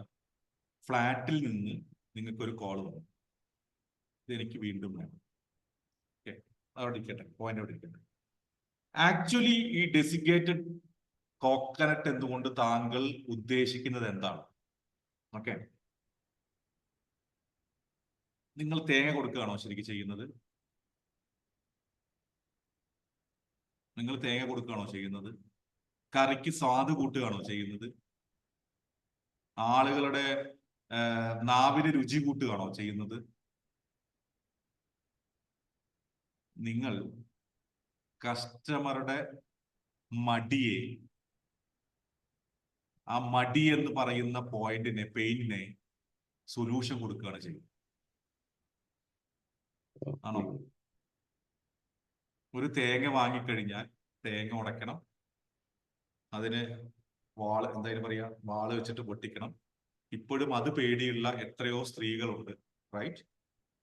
കൈ കുത്തിക്കഴിഞ്ഞാൽ ചോര വിരല് മുറിയുമെന്ന് ചിന്തിക്കുന്ന ആളുകളുണ്ട്. രണ്ടാമത്തത്, ഇത് ചെരവണമെങ്കിൽ ഈ പറഞ്ഞ പോലെ മടി പിടിക്കുന്ന ആളുണ്ട്. അവസാനം ഇത് തേങ്ങയായിട്ട് മാറും, ചിരട്ടയായിട്ട് മാറും. ഫ്രിഡ്ജിൽ എപ്പോഴും ഒരു അരമുറി തേങ്ങ ഉണ്ടാവും. കാരണം എന്താ? നമുക്ക് വേണ്ടത് വളരെ കുറച്ച് തേങ്ങയായിരിക്കും. അതുകൊണ്ട് നമ്മൾ അത് കുറച്ച് ചിരവിയെടുക്കും, ബാക്കി അവിടെ വെക്കും. ഇതിങ്ങനെ എപ്പോഴും ഫ്രിഡ്ജിൽ ഒരു മുടക്കാട്ടിരിക്കും. പിന്നെ തേങ്ങ വാങ്ങുമ്പോൾ ഒരു മുറിയായിട്ട് കിട്ടില്ല, 2 മുറി ഉണ്ടാവും. ഇതിലുള്ള സ്ഥലം കണ്ടുപിടിക്കണം, അല്ലെ? ഈ ചിരട്ട വേസ്റ്റ് മാനേജ്മെന്റ് എന്ന് പറയുന്നത്, പ്രത്യേകിച്ച് കേരളത്തിൽ വേസ്റ്റ് മാനേജ്മെന്റ് വളരെ ടഫാണ്. നാട്ടും പ്രദേശത്തല്ല, ടൗണുകളിൽ ഈ ചിരട്ട വലിയൊരു പ്രശ്നമാണ്. അൾട്ടിമേറ്റ്ലി ക്വാളിറ്റി ആയിട്ടുള്ള തേങ്ങയാണോ അല്ലെങ്കിൽ ഈ കാര്യങ്ങളാണോ എന്നുള്ളത് മനസ്സിലാവില്ല. മറിച്ച് അത് ഫ്രിഡ്ജിൽ ഒരു പാക്കറ്റിൽ ഇങ്ങനെ ഇരിക്കുകയാണെങ്കിൽ ഒരു കുഴപ്പമില്ല, വേണ്ടത് എടുക്കുക. അപ്പൊ ഞാൻ എന്നെ സംബന്ധിച്ചിടത്തോളം ഒരാൾ അല്ലെങ്കിൽ രണ്ടാൾ മാത്രമേ റൂമിലുള്ളൂ, വീട്ടിലുള്ളൂ. സ്വാഭാവികമായിട്ട് എന്ത് ചെയ്യും, അത്രയും തേങ്ങ മാത്രം നമുക്ക് ആ മാറ്റി. ഒരു തേങ്ങ വാങ്ങിയാൽ ചിലപ്പോൾ ഒരാഴ്ച കിട്ടും. ശരിയാണോ? ശരിയാണ്. നിങ്ങൾ സൊല്യൂഷൻ കൊടുക്കേണ്ടത് കസ്റ്റമറുടെ മടിക്കാണ്, ലേസിനെസ്സിനാണ്. ആദ്യം ഹരിദാസേട്ടന്റെ മൈൻഡ് സെറ്റില് ഇവിടുത്തെ മടിയെ ഞാൻ യൂട്ടിലൈസ് ചെയ്യും. പാചകം ചെയ്യുമ്പോൾ ഉണ്ടാകുന്ന മടിയെ ഞാൻ യൂട്ടിലൈസ് ചെയ്യും. ആരൊക്കെയാണ് മടി, അതാണ് നമ്മൾ കണ്ടുപിടിക്കുന്നത്. അവരാണ് നമ്മുടെ കസ്റ്റമർ. കറക്റ്റ്? ആരൊക്കെയാണ് മടി, അവരെയാണ് നമ്മൾ കണ്ടുപിടിക്കേണ്ടത്, അവരെയാണ് നമ്മൾ എഡ്യൂക്കേറ്റ് ചെയ്യേണ്ടത്. താങ്കൾക്ക് ഒരു ഫ്ലാറ്റിൽ നിന്ന്, അതായത് ഒരു അപ്പാർട്ട്മെന്റിൽ ഒരു ഫ്ലാറ്റിൽ നിന്ന് നിങ്ങൾക്ക് ഒരു കോള് വന്നിട്ടുണ്ടെങ്കിൽ നിങ്ങൾ മനസ്സിലാക്കേണ്ടത് യെസ്, അവിടെ ആ അപ്പാർട്ട്മെന്റിൽ ഇനിയും കസ്റ്റമർ ഉണ്ട്. ശരിയാണോ? അവരിലേക്ക് നമ്മൾ എത്തിക്കണം. നമ്മുടെ നാട്ടിൽ എത്ര ഫ്ലാറ്റ് സമുച്ചയങ്ങൾ ഉണ്ട്? ഓൾ കേരള മാത്രം. ഓക്കെ, അവിടേക്ക് നമ്മൾ എത്തിക്കണം. ഇന്ത്യയിൽ തേങ്ങ കിട്ടാത്ത സ്ഥലങ്ങളുണ്ട്, അവിടെ മലയാളി ഉണ്ട്. ആ മലയാളിയിലേക്ക് നമ്മൾ എങ്ങനെ എത്തിക്കണം? രണ്ട് കാര്യങ്ങളാ. ഒന്ന് മടി, രണ്ടാമത്തത് അവൈലബിലിറ്റി. അവൈലബിലിറ്റി ഇല്ലാത്ത സ്ഥലത്ത് നമ്മൾ എങ്ങനെ എത്തിക്കണം? അതേ സമയത്ത് ഈ പണി ചെയ്യുന്ന ഒരുപാട് പേര്, തേങ്ങ ചിരവി മാത്രം കൊടുക്കുന്ന ഒരുപാട് പേര് ഇവിടെ ഉണ്ട്. എന്നാൽ നിങ്ങളുടെ ഡെസിഗ്നേറ്റഡ് കോക്കനട്ടിന്റെ പ്രത്യേകത എന്താണ്? ഇത് എങ്ങനെ കസ്റ്റമർ മനസ്സിലാക്കണം? നിങ്ങൾക്ക് വേണ്ടി നിങ്ങൾ ആത്മാർത്ഥമായിട്ട് നിങ്ങളുടെ പ്രൊഡക്റ്റിനെ കുറിച്ച് സംസാരിക്കുകയും എന്നാൽ നിങ്ങൾ ഇത് കൊണ്ടുപോയി കൊടുക്കുന്ന സൂപ്പർ മാർക്കറ്റിലെ ഓണറുടെ സ്റ്റാഫ് ഇതിനെ കുറിച്ച് സംസാരിക്കണമെന്ന് നിങ്ങൾ വാശി പിടിക്കുകയും ചെയ്യുമ്പോൾ അത് നിങ്ങളുടെ പിഴവാണ്. ഹരിദാസേട്ടൻ ഇവിടെ ഇരിക്കുന്ന ഇപ്പൊ ഇതിനെക്കുറിച്ച് ഡീറ്റെയിൽ ആയിട്ട് പറഞ്ഞിട്ട് നാളെ രാഹുലിന്റെ ആയുർവേദ കൊണ്ടുപോയിട്ട് വെക്കുകയാണ്, ആയുർവേദ ഹോസ്പിറ്റലിൽ കൊണ്ടുവയ്ക്കുകയാണ്, അവിടെ വരുന്ന കസ്റ്റമേഴ്സിനോട് കൊടുക്കാന്ന് പറഞ്ഞിട്ട്. ഒരിക്കലും ഹരിദാസേട്ടൻ സംസാരിക്കുന്ന പോലെ രാഹുൽ സംസാരിക്കില്ല. ശരിയാണോ? ഈ പ്രൊഡക്റ്റിനെ കുറിച്ച് ഹരിദാസേട്ടൻ സംസാരിക്കുന്ന ഹൃദയത്തിൽ നിന്നാണ്, രാഹുൽ സംസാരിക്കുന്നത് വളരെ ലോജിക്കലായിട്ടാണ്. കാരണം രാഹുൽ നോക്കുന്നത് 20%, 10% കമ്മീഷൻ ഇതിൽ കിട്ടുന്നതിനെ കുറിച്ച് മാത്രമാണ്. ശരിയാണോ? എന്നാൽ രാഹുൽ അല്ല വിൽക്കുന്നത്, രാഹുലിന്റെ സ്റ്റാഫാണ് ഇത് ഡീൽ ചെയ്യുന്നത്. am I right? രാഹുലിന്റെ സ്റ്റാഫിന് രാഹുലിന്റെ അത്ര ആത്മാർത്ഥത ഉണ്ടാവില്ല. കാരണം കിട്ടുന്ന ശമ്പളം രാഹുലിന് പേഴ്സൻറ്റേജ് ആണ്, കമ്മീഷൻ ആണെന്ന് വെക്കുക. എന്നാൽ ആ സ്റ്റാഫിന് പറയുന്നത് വിറ്റാലും വിറ്റില്ലെങ്കിലും എനിക്ക് ശമ്പളം കിട്ടും. അവൻ വിൽക്കും തോന്നുന്നുണ്ടോ? ആ പ്രോസസ്സാണ് നിങ്ങളെ അപകടത്തിലാക്കിയിരിക്കുന്നത്. നിങ്ങളുടെ ഭാഗത്ത് വന്ന തെറ്റുകൾ എന്താണെന്ന് വെച്ച് കഴിഞ്ഞാൽ, അല്ല വേണ്ട, നിങ്ങൾ ചെയ്യേണ്ട ശരികൾ എന്താണെന്ന് വെച്ച് കഴിഞ്ഞാൽ, ഫസ്റ്റ് നിങ്ങളുടെ യഥാർത്ഥ കസ്റ്റമറെ നിങ്ങൾ വരയ്ക്കണം. ഇന്ന ഏരിയയിൽ ആയിരിക്കും നിങ്ങളുടെ കസ്റ്റമർ, ഇന്ന ആളുകളാണ് എൻ്റെ കസ്റ്റമർ, ഇതാണ് എൻ്റെ കസ്റ്റമർ, ഇവരിലേക്കാണ് ഞാൻ എത്തിക്കേണ്ടത്. ഹരിദാസേട്ടന്റെ സ്ഥലം ഏതായിരുന്നു? എറണാകുളം അല്ലേ? ഇരിങ്ങാലക്കുട. ഇരിങ്ങാലക്കുടയിൽ നിന്ന് എടപ്പള്ളി വരെ പോവാൻ എന്താണ് വഴി എന്ന് എടപ്പള്ളി എവിടെയെന്ന് അറിഞ്ഞു കഴിഞ്ഞാൽ മാത്രമേ നിങ്ങൾക്ക് ആലോചിക്കാൻ പറ്റൂ. അതിന് പല വഴികളും കണ്ടുപിടിക്കാം. ഇരിങ്ങാലക്കുടയിൽ നിന്ന് നിങ്ങൾക്ക് ഇപ്പുറത്ത് കൂടെ കൊടുങ്ങല്ലൂർ വഴി പോവാം, നേരെ റെയിൽവേ സ്റ്റേഷനിൽ വന്നിട്ട് റെയിൽവേ സ്റ്റേഷനിൽ ട്രെയിൻ എടുത്തിട്ട് പോവാം, അല്ലെങ്കിൽ നേരെ NH കയറി NH എടുത്തിട്ട് പോവാം. ശരിയല്ലേ? പക്ഷെ എടപ്പള്ളി എവിടെയെന്ന് അറിയണ്ടേ ഹരിദാസേട്ടാ? നിങ്ങളുടെ കസ്റ്റമർ എവിടെയെന്ന് അറിയണ്ടേ? എന്നാലല്ലേ നിങ്ങൾക്ക് അവരിലേക്ക് എത്താൻ പറ്റുള്ളൂ. നമ്മുടെ ഉത്തരവാദിത്തമാണ്. ഒരിക്കലും നമ്മുടെ കേരള നാട്ടിൽ ഡെസിഗേറ്റഡ് കോക്കനട്ട് തെരഞ്ഞിട്ട് ഒരു കസ്റ്റമർ നിങ്ങളുടെ വീട്ടിലേക്ക് വരില്ലെന്നുള്ള സത്യം നിങ്ങൾ മനസ്സിലാക്കും. അത് മനസ്സിലാക്കണമെങ്കിൽ വളരെ സിമ്പിൾ ആണ്. നിങ്ങൾ ആദ്യം അറിയേണ്ടത് നിങ്ങളുടെ കസ്റ്റമർ ആരാണ്. ആ കസ്റ്റമറെ കണ്ടുപിടിക്കുക, ആ കസ്റ്റമറെ നിങ്ങളുടെ സ്ഥിരം കസ്റ്റമർ ആക്കുക, ആ കസ്റ്റമറെ നിങ്ങളുടെ അംബാസിഡർ ആക്കാനുള്ള വഴികൾ നോക്കുക. ഒപ്പം തന്നെ ആ പ്രോസസ്സ് വീണ്ടും അപ്പുറത്ത് പുതിയ കസ്റ്റമറെ ഉണ്ടാക്കുക. ഇതേ പ്രോസസ്സ് നടന്നുകൊണ്ടിരിക്കുക. ക്ലിയർ? ഇവരെ എങ്ങനെയിലേക്ക് എത്തിക്കും? അവരുടെ മടിയെ നമ്മൾ എന്ത് ചെയ്യും? അൾട്ടിമേറ്റ്ലി പറയുകയാണ്, വിജയ് സാറെ വിളിച്ചിട്ട് പറയാം, അതെ നിങ്ങൾക്ക് മടിയല്ലേ, അതുകൊണ്ട് എന്റെ തേങ്ങ വാങ്ങിക്കും എന്ന് പറഞ്ഞു കഴിഞ്ഞാൽ വിജയ് സാർ സമ്മതിക്കില്ല. എനിക്ക് ഒരു മടിയില്ല, ഞാൻ തേങ്ങ ചിരകിക്കോളാം എന്ന് പറയും. എന്നാൽ മടിയുണ്ട് എന്നുള്ളത് തോന്നേണ്ടത് വിജയ്ക്ക് സ്വന്തമാണ്. അത് വിജയ്ക്ക് തോന്നണമെങ്കിൽ വിജയ് എന്ത് ചെയ്യണം? ഈ പറയുന്നത് എന്നെ കുറിച്ചാണ്, എന്നെ മാത്രം ഉദ്ദേശാണ് എന്ന് തോന്നണം. അതിനെന്ത് ചെയ്യണം? നിങ്ങളിപ്പോ ചെയ്യേണ്ടത്, കേരളത്തിൽ അതീവ സുലഭമല്ലാത്തൊരു പ്രോഡക്റ്റാണ് സെല് ചെയ്തുകൊണ്ടിരിക്കുന്നത്. തേങ്ങ സുലഭമല്ലെന്നല്ല, തേങ്ങയുടെ ഈ പറയുന്ന ഇത് സുലഭമല്ല. ഈ സുലഭമല്ലാത്ത പ്രോഡക്റ്റിനെ നിങ്ങൾക്ക് എങ്ങനെ സെല് ചെയ്യാൻ പറ്റുമെന്ന് വെച്ച് കഴിഞ്ഞാൽ, you have to do farming. മാർക്കറ്റിംഗിൽ 2 പ്രോസസ്സാണ്. ഒന്ന് ഫാമിംഗ്, രണ്ടാമത്തത് ഹണ്ടിങ്. എന്താണ് ഫാമിംഗ്? അധികം പരിചയമില്ലാത്ത ഒരു പ്രോഡക്റ്റിനെ പരിചയപ്പെടുത്തിക്കൊണ്ട് കസ്റ്റമറിലേക്ക് ഇംപ്ലിമെന്റ് ചെയ്യുന്ന സിസ്റ്റമാണ് ഫാമിംഗ്. രണ്ടാമത്തത് ഹണ്ടിങ് ആണ്. ഹണ്ടിങ് എന്ന് പറയുന്നത് ഇരകൾ തയ്യാറായി നിൽക്കുന്നു, ടക് ടക് ടക് ടക് അടിക്കുക. അതായത് കസ്റ്റമർ റെഡിയാണ്, നിങ്ങൾ ആട്ടയാണ് ഇറക്കുന്നത് വെക്കുക. ആട്ട ആശീർവാദിന്റെ ഒക്കെ ഉണ്ടെങ്കിലും അതിനപ്പുറത്ത് നമുക്ക് നല്ല കാര്യങ്ങളുണ്ട് എന്ന് കസ്റ്റമറോട് പറഞ്ഞാൽ മതി. ആട്ട എന്നൊരു വാക്ക് പറഞ്ഞാൽ തന്നെ കസ്റ്റമർ വീഴും. ശരിയല്ലേ? ആട്ട ഇവിടെ സുലഭമാണ്, ആട്ടയെ കുറിച്ച് എല്ലാവർക്കും അറിയാം. ആട്ടയുടെ എന്താ പറയുക, ഉള്ളിലുള്ള സംഭവത്തിനെ കുറിച്ച് വരെ നമുക്കറിയാം. Very simple. ഞാൻ പറഞ്ഞു വന്നത്, നിങ്ങൾ ഇപ്പോ നിങ്ങളുടെ സ്ട്രാറ്റജി ക്രിയേറ്റ് ചെയ്യേണ്ടത് എന്താന്ന് വെച്ച് കഴിഞ്ഞാൽ, ഹരിദാസ് ചേട്ടാ, വെരി സിമ്പിൾ. നിങ്ങൾ നിങ്ങളുടെ കസ്റ്റമർ ആരാന്ന് തീരുമാനിക്കണം. ആ കസ്റ്റമറെ എഡ്യൂക്കേറ്റ് ചെയ്യാനുള്ള ഫാമിംഗ് സിസ്റ്റം ഡെവലപ്പ് ചെയ്യണം. ഹണ്ടിങ് വേണം, പക്ഷെ അതിന്റെ മുന്നേ ഫാമിംഗ് സിസ്റ്റം ഉണ്ടാക്കിയെടുക്കും. ഇത് ഏറ്റവും നന്നായിട്ട് പറയാൻ പറ്റുന്ന ആളാരാണ് ഈ പ്രൊഡക്റ്റിനെ കുറിച്ചിട്ട്? ഞാൻ തന്നെയാണ്.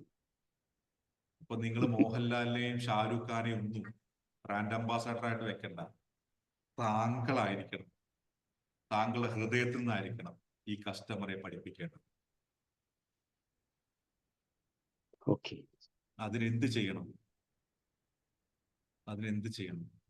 അത് കസ്റ്റമറിലേക്ക് എത്താനുള്ള കാര്യങ്ങൾ വർക്കൗട്ട് ചെയ്തുകൊണ്ടേയിരിക്കും. ഇവിടെ സലീംജി ഉണ്ട്, നമ്മുടെ കവിതാ ജ്വല്ലറി. അദ്ദേഹത്തിന്റെ ബ്രാഞ്ച് പാലക്കാട് ജില്ലയുടെ തൃശ്ശൂര്, കാലിക്കറ്റ് ആ ഏരിയയിലെ ചെറിയ സെക്കൻഡ് ടൗണുകളിലാണ്, സെക്കൻഡ് ടയർ സിറ്റികളിലാണ്. എറണാകുളത്തെ എടപ്പള്ളിയിലുള്ള ഒരു നക്ഷത്ര ജ്വല്ലേഴ്സ്. ഈ നക്ഷത്ര ജ്വല്ലേഴ്സിനെ കുറിച്ചിട്ട് ഇന്ന് കേരളത്തിൽ മാത്രമല്ല, മലയാളം അറിയുന്ന ഓൾമോസ്റ്റ് സ്ത്രീകളൊക്കെ അറിയാം. ഓക്കെ, എങ്ങനെ അറിയാന്നറിയാം? അവരാരും എടപ്പള്ളി വന്നിട്ടില്ല. പക്ഷെ സ്വർണം എടുക്കണമെന്ന് ആലോചിക്കുന്ന സമയത്ത്, എറണാകുളത്ത് പോകണമെന്ന് ആലോചിക്കുന്ന സമയത്ത്, ചെറിയ എനിക്കൊരു കമ്മലോ മോതിരമോ വാങ്ങണമെന്ന് ആലോചിക്കുന്ന സമയത്ത് അവർ നക്ഷത്രത്തെ കുറിച്ച് ഓർക്കും. അവിടുത്തെ മാഡം, അതിന്റെ ഓണർ ചെയ്യുന്ന വീഡിയോസ് ഈ നാട്ടിൽ മുഴുവൻ സുലഭമാണ്. ഓക്കെ, വളരെ ഇമ്പോർട്ടന്റ് ആണ്. ഇത് ഫാമിംഗ് ചെയ്യാണ് ചെയ്യുന്നത്. സിസ്റ്റം എന്ന് പറയുന്നത് ഫാമിംഗ് ചെയ്യാണ് ചെയ്യുന്നത്. നിങ്ങൾക്ക് നിങ്ങളുടെ പുതിയ കസ്റ്റമറെ കണ്ടുപിടിക്കാൻ ഫാമിങ്ങും ഹണ്ടിങ്ങും നിർബന്ധമാണ്.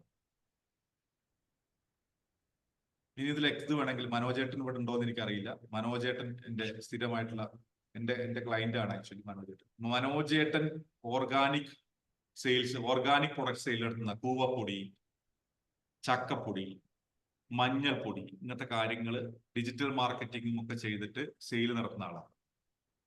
അങ്ങനത്തെ ആളുകളോട് നിങ്ങൾക്ക് ടൈപ്പ് ആവാം. ശരിയല്ലേ? ഇത് ശുദ്ധമായ മഞ്ഞൾപ്പൊടി വേണമെന്ന് വിശ്വസിക്കുന്ന ഒരു കസ്റ്റമർക്ക് ശുദ്ധമായ തേങ്ങയും വേണമെന്ന് വിശ്വസിച്ചൂടെ? അവര് നിങ്ങളുടെ കസ്റ്റമർ ആവാം. ആരാ നിങ്ങളുടെ കസ്റ്റമർ? നിങ്ങൾക്ക് തോന്നുന്നുണ്ടോ 10,000, 15,000 രൂപ, 25,000 രൂപ ശമ്പളമുള്ള ഒരു ആള് നിങ്ങളുടെ കസ്റ്റമർ ആവുമെന്ന് തോന്നുന്നുണ്ടോ? സാധാരണ നാട്ടിൻപുറത്തുള്ള ഒരാൾ കസ്റ്റമർ ആവും? ആവില്ല. കസ്റ്റമർ സെഗ്മെന്റേഷൻ എന്ന് പറയുന്നതിൽ നിങ്ങൾ ചെയ്യേണ്ടത്, സിറ്റി മാത്രമാണ് നിങ്ങളുടെ കസ്റ്റമർ. ഇരിങ്ങാലക്കുട പോലുള്ള ഒരു നഗരത്തിൽ ഒരു നാട്ടുപുറത്ത് അല്ലെങ്കിൽ അതിനോട് ബന്ധപ്പെട്ട് കിടക്കുന്ന സ്ഥലത്ത് ഇത് പോവാൻ സാധ്യത കുറവാണ്. എന്തുകൊണ്ട് ഹരിദാസേട്ടൻ പറഞ്ഞ് കൊച്ചിയിൽ ഇതിന് കസ്റ്റമർ ഉണ്ടെന്ന്? ഹരിദാസേട്ട കൊച്ചിയിലേക്കാൾ കസ്റ്റമർ ഉള്ളത് ബാംഗ്ലൂരാണ്. ബാംഗ്ലൂരിലേക്കാൾ കസ്റ്റമർ ഉള്ളത് നിങ്ങൾക്ക് ഡൽഹിയിലാണ്. ഡൽഹിയിലേക്ക് കസ്റ്റമർ ഉണ്ടാവും നിങ്ങൾക്ക് ബോംബെയിൽ. എവിടെയാണോ മലയാളി തിങ്ങിപ്പാർക്കി നിൽക്കുന്നത് അവന് ഈ പറഞ്ഞ പോലെ ചിരട്ട കളയാനും മറ്റുള്ള കാര്യങ്ങൾക്കും ചെലവാനും സമയമില്ലാത്തത്, അവിടെയാണ് ഡെസിഗ്രേറ്റഡ് കോക്കനട്ട് എന്ന് പറയുന്ന സാധനം നിങ്ങൾ വർക്കൗട്ട് ചെയ്യേണ്ടത്. നിങ്ങളുടെ കോമ്പറ്റേറ്റർ ആരാണെന്ന് നിങ്ങൾ പഠിക്കേണ്ടത്. ഇതൊക്കെയാണ് ഒരു സെയിൽസ് സ്ട്രാറ്റജി സെറ്റ് ചെയ്യുന്ന സമയത്ത് ഒരു സിഇഒ ചെയ്യേണ്ട പ്രധാനപ്പെട്ട കാര്യം. എനിക്ക് ഉറപ്പാണ് ഹരിദാസേട്ടൻ ഇന്ന് തലമുണ്ടാക്കണം. അത് തന്നെ നമ്മൾ ഉദ്ദേശിക്കുന്നത്. ഇവിടെ ഇരിക്കുന്ന ഓരോരുത്തർക്കും കൊടുക്കുന്ന പണി ഇതാണ്. ഇത് തേങ്ങയല്ല മുനീർജി, ഇത് കരിയർ കോച്ചിങ് ആണ്. ജീവൻ സാറേ, ഇത് തേങ്ങയല്ല എഡ്യൂക്കേഷനാ. രമേശ് ഭായ്, ഇത് തേങ്ങയല്ല വെൽത്ത് മാനേജ്മെന്റാ. ഇത് ആയുർവേദ. പറയും ജീവൻ സാർ പറയും. ഞാനിത് ഒരു 96 ഈ ഹരിദാസ് സാറിന്റെ പോലത്തെ പ്രൊഡക്റ്റ് ഞാൻ വിറ്റിട്ടുണ്ട് ബാംഗ്ലൂരിൽ. ഞാൻ പഠിച്ചുകൊണ്ടിരിക്കുന്ന സമയത്ത് ഹരിദാസേട്ടോട് പറയാം, ഇത് പുതിയ പ്രൊഡക്റ്റ് അല്ല ഹരിദാസേട്ടാ. ഞാനൊരു 96 ചാലക്കുടിയിലാണ്. എൻ്റെ ഒരു അച്ഛന്റെ ഫ്രണ്ടാണ് അതിന്റെ പ്രൊഡക്ഷൻ, ഒരു ഗൾഫുകാരൻ, പാരീസിലുള്ള ഒരാൾ. ഞാനവിടെ പഠിച്ചുകൊണ്ടിരിക്കുകയായിരുന്നു ബാംഗ്ലൂരിൽ. അപ്പൊ ഞാൻ കുറെയൊക്കെ വിറ്റിട്ടുണ്ട് അവിടെ. ഈ സാധനം ഇതും തേങ്ങ പാല് എന്നൊക്കെ പറഞ്ഞ ടിന്നിലാക്കിയിട്ടുള്ളൊരു ഇതുണ്ട്. ഹരിദാസ് ചേട്ടൻ പറഞ്ഞ പ്രൊഡക്റ്റ് ഉണ്ടായിരുന്നു അന്ന്. അങ്ങനെ ഞാൻ വിറ്റിട്ടുണ്ട് കുറച്ച്. 96 ബാംഗ്ലൂരായിരുന്നു. അപ്പൊ സാധനം ടാൻറ്റിനെ കുറിച്ച് അറിയുന്ന ആൾക്കാർ ഇവിടെ ഉണ്ട്, സാധനം വിൽക്കാനുള്ള വഴികൾ വിറ്റ ആൾക്കാർ ഇവിടെ ഉണ്ട്. ഇതൊക്കെ അങ്ങോട്ടും ഇങ്ങോട്ടും. ഇപ്പൊ ഞാൻ രാവിലെ ആദ്യം പറഞ്ഞ കാര്യം മനസ്സിലായില്ലേ? അങ്ങോട്ടും ഇങ്ങോട്ടും സഹായിക്കാൻ പറ്റുന്ന ഒരു സിസ്റ്റമാണ്. ബേസിക്കലി ഞാൻ പറഞ്ഞു വന്നത് ഇത്രേ ഉള്ളൂ. നമ്മൾ എന്താണോ സെയിൽസ് സ്ട്രാറ്റജി ക്രിയേറ്റ് ചെയ്യേണ്ടത് അത് നമ്മുടെ കസ്റ്റമർ ആരാണെന്ന് അറിഞ്ഞിട്ട് പോകും. നിങ്ങൾ കച്ചവടം നടത്തണ്ട, നിങ്ങൾ ഒരാൾക്ക് പോലും സെല്ല് ചെയ്യണ്ട. സെയിൽസ് ഒക്കെ ഡെഫിനറ്റ്ലി ഹാപ്പൻ ചെയ്യും, ഓട്ടോമാറ്റിക്കലി നടക്കും. എങ്ങനെയെന്നറിയോ? നിങ്ങളുടെ കയ്യിലുള്ളത് യഥാർത്ഥ കസ്റ്റമർ ആണെങ്കിൽ, നിങ്ങളുടെ റൈറ്റ് കസ്റ്റമർ ആണെങ്കിൽ. എന്റെ സെയിൽസ് ട്രെയിനിങ്ങുകളിൽ, കോർപ്പറേറ്റ് ട്രെയിനിങ്ങുകളിൽ ഞാൻ ഏറ്റവും കൂടുതൽ പഠിപ്പിക്കുന്നത്, ആളുകൾ പറയും സാറെ കുറച്ച് ക്ലോസിംഗ് ടെക്നിക്ക് പഠിപ്പിച്ചു തരും സാർ, സാറെ കുറച്ച് മറ്റേ ഫോളോ അപ്പ് മെത്തേഡ്സുകൾ പഠിപ്പിച്ചു തരും സാർ. ക്ലോസിംഗ് ആണ് നടക്കാത്തത് സാർ, സെയിൽസ് ക്ലോസിംഗ് നടക്കുന്നില്ല. ഞാൻ പറയുന്നത് സെയിൽസ് ക്ലോസിംഗ് എന്ന് പറയുന്നത് ഒരു പ്രശ്നമേ അല്ല. നിങ്ങൾക്ക് നിങ്ങളുടെ മുന്നിൽ ഇരിക്കുന്നവൻ അല്ലെങ്കിൽ നിങ്ങൾ കണ്ടുപിടിക്കുന്നവൻ, നിങ്ങളുടെ മുന്നിലിരിക്കുന്ന ലീഡ്സ് റൈറ്റ് കസ്റ്റമറുടെ ആണെങ്കിൽ, എക്സാക്ട് കസ്റ്റമറുടെ ആണെങ്കിൽ നിങ്ങൾക്ക് സെയിൽസ് ക്ലോസിംഗ് എന്ന് പറയുന്ന ഒരു പ്രശ്നമേ ആവില്ല. അത് ഓട്ടോമാറ്റിക്കലി സംഭവിക്കും. റൈറ്റ് കസ്റ്റമറോട് നിങ്ങൾ ഹേർട്ടിൽ നിന്ന് സംസാരിച്ച് തുടങ്ങുക, ഹൃദയത്തിൽ നിന്ന് സംസാരിച്ച് തുടങ്ങുക, വിശ്വാസത ഉണ്ടാക്കുന്ന കാര്യങ്ങൾ സംസാരിക്കുക. അത് ഓട്ടോമാറ്റിക്കലി സംഭവിക്കും. Sales is not a pushing one. You don't do the sales, let the customer buy it. നിങ്ങൾ ഒരു സാധനം വിൽക്കാൻ ശ്രമിച്ചു കഴിഞ്ഞാൽ കസ്റ്റമർ ഉണ്ടാക്കുന്നത് റിജക്ഷൻ ആയിരിക്കും. മറിച്ചൊരു കസ്റ്റമർ വന്ന് നിങ്ങളടുത്ത് പ്രൊഡക്റ്റ് വേണമെന്ന് പറയുന്ന പ്രോസസ്സിനേക്കാൾ വേറെ സുന്ദരമായ ഒരു കാര്യം വേറെ ഇല്ല. ഹരിദാസേട്ടൻ സൂപ്പർ മാർക്കറ്റിൽ കൊണ്ടുപോയിട്ട് ഈ ഡെസിഗ്രേറ്റഡ് കോക്കനട്ട് വെക്കുന്ന സമയത്ത് അത് കസ്റ്റമർ വാങ്ങാൻ ഓടി വരുന്ന സമയമുണ്ടെങ്കിൽ ദാറ്റ്സ് ബെറ്റർ, റൈറ്റ്? അതിന് സുന്ദരമായ നിമിഷമുണ്ടോ? വെക്കുമ്പോഴേക്ക് കഴിഞ്ഞു പോകുന്ന ഒരു സിസ്റ്റം. അതെന്താണ്? Customer, let the customer buy it. ഏത് പ്രൊഡക്റ്റ് ആണ് കസ്റ്റമർ ബൈ ചെയ്യാം? അവന് വിശ്വാസമുള്ളത്, അവന് ഇഷ്ടപ്പെട്ടത്, അവന്റെ താല്പര്യങ്ങളെ, അവന്റെ പെയിനെ ക്ലോസ് ചെയ്യുന്നത്, അവന്റെ പെയിനുള്ള സൊല്യൂഷൻ, ഇതാണ് വാങ്ങുക. അതിലേക്ക് നമ്മൾ പോകണമെങ്കിൽ നമ്മൾ കൃത്യമായിട്ടുള്ള സ്ട്രാറ്റജി വെക്കണം. അതിനെന്ത് ചെയ്യണം? നമുക്കറിയണം ആരാണ് നമ്മുടെ കസ്റ്റമർ. ഒരു മീൻകാരൻ അവന്റെ പെട്ടിയില് മീനും എടുത്തിട്ട് അവൻ വീടുകൾ തോറും പോകുന്നു. എല്ലാ വീടിന്റെ മുന്നിൽ പോയിട്ട് മീനെ മീനെ എന്ന് പറയുന്നു വിചാരിക്കുന്നുണ്ടോ നിങ്ങള്? എല്ലാ വീടിന്റെ മുന്നിൽ പോയിട്ട് അവൻ മീന് മീനെ എന്ന് പറയുമോ? ഇല്ല.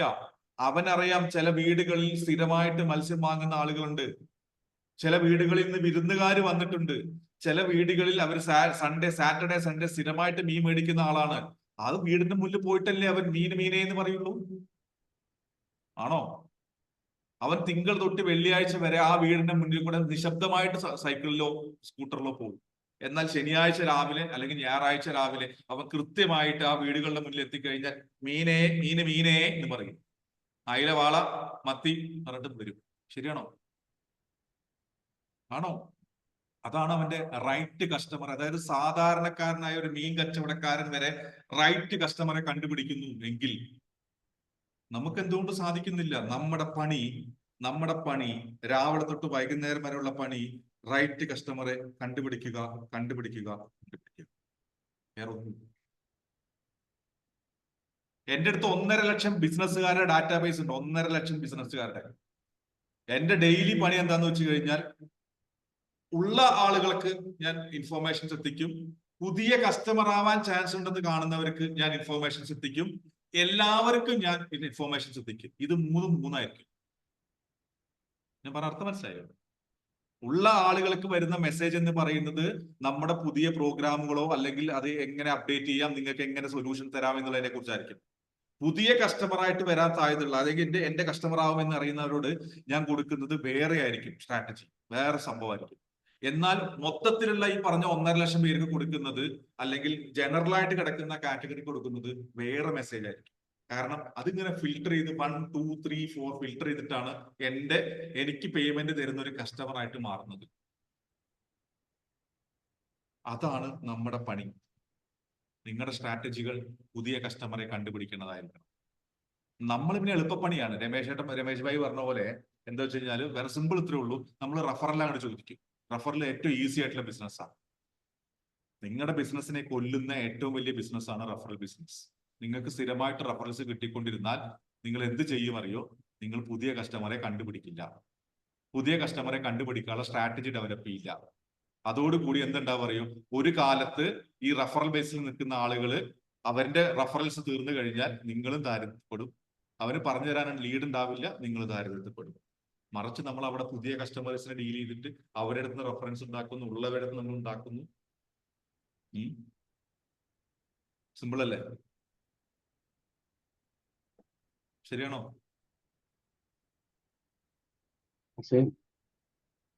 അപ്പോ അത് നമ്മുടെ പരിപാടിയിലെ സെയിൽസ് സ്ട്രാറ്റജീസിലെ ഏറ്റവും ഇമ്പോർട്ടന്റ് ആയിട്ടുള്ള പണി എന്ന് പറയുന്നത് ഫൈൻഡ് യുവർ റൈറ്റ് കസ്റ്റമർ.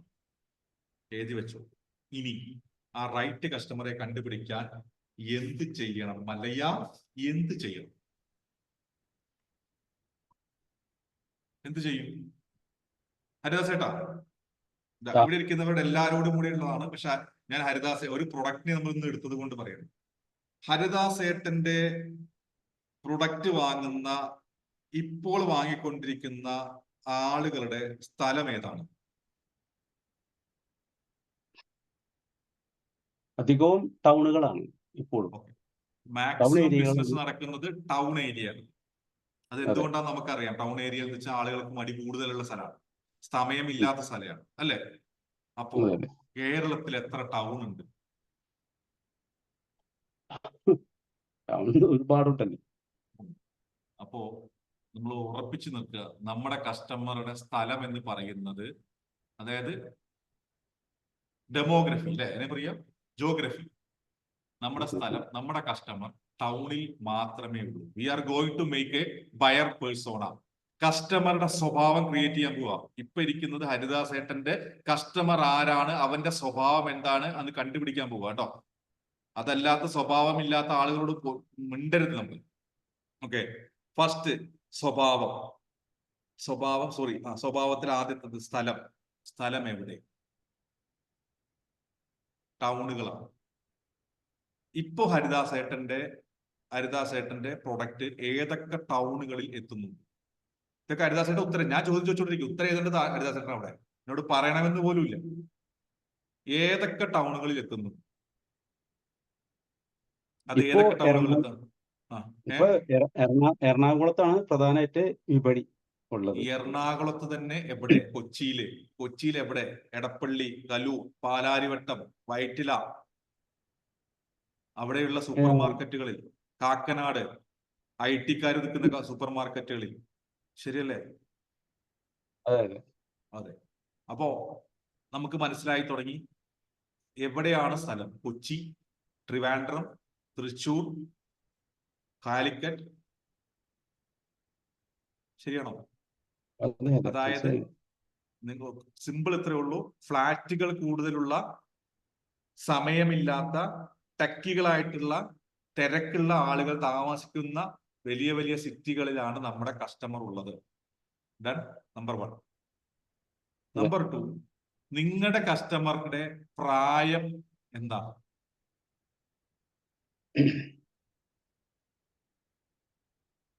പ്രായത്തെക്കാൾ കൂടുതൽ പ്രാധാന്യം ഇത് ലേഡീസ് ആണ്, സ്ത്രീകളാണ് അധികം ഉപയോഗിക്കുന്നത്. ഇത് ഞാൻ അതിലേക്ക് വരികയാണ്. അതിന്റെ മുന്നേ നമുക്ക് ചെയ്യേണ്ടത് ഏത് പ്രായത്തിലുള്ള ആളുകളാണ് കൂടുതൽ ഉപയോഗിക്കുന്നത്? എനിക്ക് ഉറപ്പാണ് 20-നും 40 വയസ്സിനും ഇടയ്ക്കുള്ള ആൾക്കാർ ആയിരിക്കും, തീർച്ചയായും. കാരണം അതിനർത്ഥം 40-ന് മുകളിലുള്ള ആൾക്കാർ ഉപയോഗിക്കുന്നില്ല എന്നല്ല, പക്ഷെ ഏറ്റവും കൂടുതൽ ഉപയോഗിക്കുന്നത് 20-നും 40-നും വയസ്സിനിടയ്ക്കുള്ള ആൾക്കാർ അവർ തന്നെ ആയിരിക്കും. 40 വയസ്സ് കഴിഞ്ഞവർക്ക് കുറച്ച് മടി കുറവായിരിക്കും. കാരണം എന്താ വെച്ച് കഴിഞ്ഞാൽ അവർ ഓൾറെഡി മടിക്കാലം കഴിഞ്ഞിട്ട്, മീൻസ് മടി കാലം ഈ 20-40 മടിയില്ലാതെ ജീവിച്ചു വന്നവരായിരിക്കും. ശരിയല്ലേ? പിങ്കിയെ സംബന്ധിച്ചോളം പിങ്കിക്ക് കുറച്ച് മടി ഉണ്ടാവും. പിങ്കിയുടെ മദറിനെ സംബന്ധിച്ചോളം മടി ഉണ്ടാവണമെന്നില്ല. ശരിയല്ലേ? അത്രേ ഉള്ളൂ ഞാൻ പറഞ്ഞു. ഞാൻ അർത്ഥം മനസ്സിലായില്ലേ? അപ്പോ എന്തായി? 20-നും 40 വയസ്സിനും ഇടയ്ക്കുള്ള കസ്റ്റമർ, അതിൽ തന്നെ ഏത് ടൈപ്പ് കസ്റ്റമർ? സ്ത്രീകൾ അല്ലെ? പെൺകുട്ടികൾ എന്ന് പറയാൻ നമുക്ക് വേണമെങ്കിൽ, ഇപ്പൊ നമുക്ക് സ്ത്രീകളൊന്നും പറയാൻ പാടില്ല. പ്രായം 50 വയസ്സ് കഴിഞ്ഞാൽ എത്ര സ്ത്രീകൾ എന്നൊക്കെ പറയാൻ പാടില്ല. കഴിഞ്ഞ ദിവസം നീഷനോട് തല്ലുണ്ടാക്കി. എന്താ പറഞ്ഞപ്പോ തള്ളെ എന്ന് വിളിച്ചു എന്ന് പറഞ്ഞപ്പോ 50 വയസ്സ് വരെയുള്ളവരെ തള്ളയെന്ന് വിളിക്കാൻ പാടില്ല, അവരെ യുവതി എന്ന് വിളിക്കണം. ചുമ്മാ വെറുതെ ഒരു തമാശ പറഞ്ഞു. അതിന് ഇനി വെറുതെ ഇതെടുക്കരുത്. സ്ത്രീകൾ അല്ലെ കസ്റ്റമർ. ഈ സ്ത്രീകൾ ആയിട്ടുള്ള കസ്റ്റമറിലേക്ക് സിറ്റിയിൽ താമസിക്കുന്ന കസ്റ്റമറുടെ വരുമാനം എന്തായിരിക്കണം? വരുമാനത്തിന്റെ സ്രോതസ് എന്തായിരിക്കണം? മിക്ക ആളുകളും ഒന്നിനെ ബിസിനസ് അല്ലെങ്കിൽ എന്തെങ്കിലും ജോലി. ഇപ്പോ 25,000 രൂപയ്ക്ക് മുകളിൽ ശമ്പളം മേടിക്കുന്നവർ ആയിരിക്കും, തീർച്ചയായും അത് തന്നെ ആയിരിക്കും. അല്ലെ? ഡെയിലി ഒരു 1000 രൂപയ്ക്ക് മുകളിൽ ശമ്പളമുള്ള, അല്ലെങ്കിൽ 30,000, 25,000, 30,000 രൂപ ശമ്പളമുള്ള ആളുകളാണ് ഇത് വാങ്ങാൻ വരുന്നത്. ആണോ? അവരെ നമുക്ക് എബോവ് ആവറേജ് പീപ്പിൾ എന്ന് വിളിക്കാൻ പറ്റും? പറ്റും അല്ലെ? ഇവരെവിടെ ഈ പറയുന്ന ആളുകൾ സ്ഥിരമായിട്ട് ഏത് ഷോപ്പുകളിലാണ് പോകാൻ സാധ്യത? സൂപ്പർ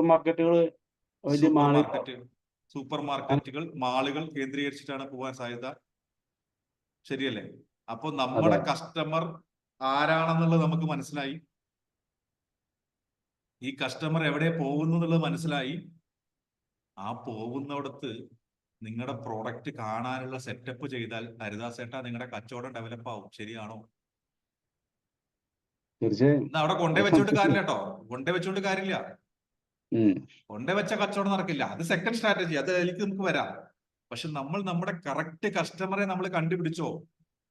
അവരെവിടെയാണുള്ളത് കണ്ടുപിടിച്ചോ? അവർക്ക് വേണ്ടിയിട്ടാണ് താങ്കൾ നിങ്ങളുടെ പ്രോഡക്റ്റ് സപ്ലൈ ചെയ്യുന്നത് മനസ്സിലാക്കിയോ? അവരെവിടെയാണ് വരുന്നത് മനസ്സിലാക്കിയോ? അവിടെ ആയിരിക്കണം നിങ്ങളുടെ പ്രൊഡക്റ്റ് കാണേണ്ടത്. അവിടെ ആയിരിക്കണം നിങ്ങളുടെ പ്രൊഡക്റ്റ് വിൽക്കേണ്ടത്. കറക്റ്റ്? അങ്ങനെയാണ് നമ്മൾ കസ്റ്റമറെ കണ്ടുപിടിക്കുക. Finding the right customer. ഇനി എന്റെ ചോദ്യം, ഓക്കെ, എബോവ് ആവറേജ് ആയിട്ട് നിൽക്കുന്ന, മാസം 25,000 രൂപയ്ക്ക് മുകളിൽ ശമ്പളമായിട്ട് നിൽക്കുന്ന ഒരാളെ, ഒരു ലേഡി എടുക്കുക. ഓക്കെ, അവർക്ക് 2 കാര്യത്തിലായിരിക്കും അവർക്ക് താല്പര്യം.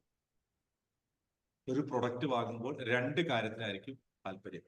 Either cheap or best. ആണോ? ഒന്നില്ലെങ്കിൽ വില കുറഞ്ഞ സാധനമായിരിക്കണം വേണ്ടത്, അല്ലെങ്കിൽ ക്വാളിറ്റി കൂടിയ സാധനമായിരിക്കും വേണ്ടത്. ശരിയാണോ? ചീപ്പ് ആൻഡ് ബെസ്റ്റ് രണ്ടും കൂടി ഒരുമിച്ച് നടക്കില്ല. ശരിയാണോ? സാധാരണ പറയാറ് മാത്രമേ ഉള്ളൂ. സാധാരണ പറയാറ് മാത്രമേ ഉള്ളൂ. ചീപ്പ് ആൻഡ് ബെസ്റ്റ് നടക്കില്ല. ചീപ്പായ ബെസ്റ്റ് ആവില്ല, ബെസ്റ്റായ ചീപ്പാവില്ല. ഓക്കെ, അപ്പോ ഐദർ ചീപ്പ് ആയിരിക്കണം അല്ലെങ്കിൽ ബെസ്റ്റ് ആയിരിക്കണം. നമുക്ക് നമ്മുടെ പിങ്കിയിലേക്ക് വരാം. പിങ്കി കൊച്ചിക്കാരിയാണ്, കോട്ടയത്താണ് അല്ലെ? അപ്പൊ പിങ്കി കോട്ടയത്താണ്. പിങ്കി വീട്ടില് കൊച്ചില്ല എനിക്ക് ഒന്ന് അൺമ്യൂട്ട് ചെയ്തേ. താൻ സൂപ്പർ മാർക്കറ്റിൽ പോവാണ് കോട്ടയത്ത്. തന്റെ വീട് കോട്ടയത്തല്ലേ? അതെ, കോട്ടയത്ത്. കോട്ടയത്ത് ഒരു സൂപ്പർ മാർക്കറ്റിൽ പോവാണ്.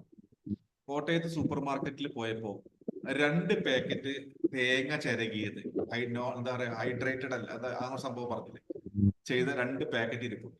ഓക്കെ, ഒന്ന് നല്ല വിലക്കുറവാണ്, തനിക്ക് തേങ്ങ വേണം, താൻ തീരുമാനിച്ചു തേങ്ങ വേണം, തീരുമാനിച്ചു. ഒന്ന് നല്ല വിലക്കുറവാണ്, വളരെ വിലക്കുറവാണ്, വൺ ഓഫ് ദ ചീപ്പസ്റ്റ് എന്ന് പറയാം. ഒന്ന് അത്യാവശ്യം കാണാൻ, ആ പാക്കറ്റ് ആണെങ്കിലും ബാക്കിയുള്ള കാര്യങ്ങളാണെങ്കിലും നല്ല കാണാൻ ഇതുണ്ട്, അത്യാവശ്യം വിലയുണ്ട്, കണ്ടാൽ ക്വാളിറ്റി ഉണ്ടെന്ന് തോന്നിക്കും നിങ്ങൾക്ക്. അപ്പൊ നമുക്ക് ഉപയോഗിച്ചാലേ ക്വാളിറ്റി അറിയില്ല, അതുകൊണ്ടാണ് ഞാൻ പറഞ്ഞത് കണ്ടാൽ ക്വാളിറ്റി ഉണ്ട് തോന്നിക്കും. പിങ്കിയെ സംബന്ധിച്ചോളം പിങ്കി ഏതാണ് സെലക്ട് ചെയ്യുന്നത്? ഫുഡിന്റെ കാര്യമാകുമ്പോൾ നമ്മൾ ക്വാളിറ്റി തന്നെ ആയിരിക്കും നോക്കുന്നത്, അല്ലെങ്കിൽ അത് വാങ്ങാതിരിക്കുക, അത്രേ ഉള്ളൂ. ഹരിദാസേട്ടാ ഉത്തരം കിട്ടി? അതെ.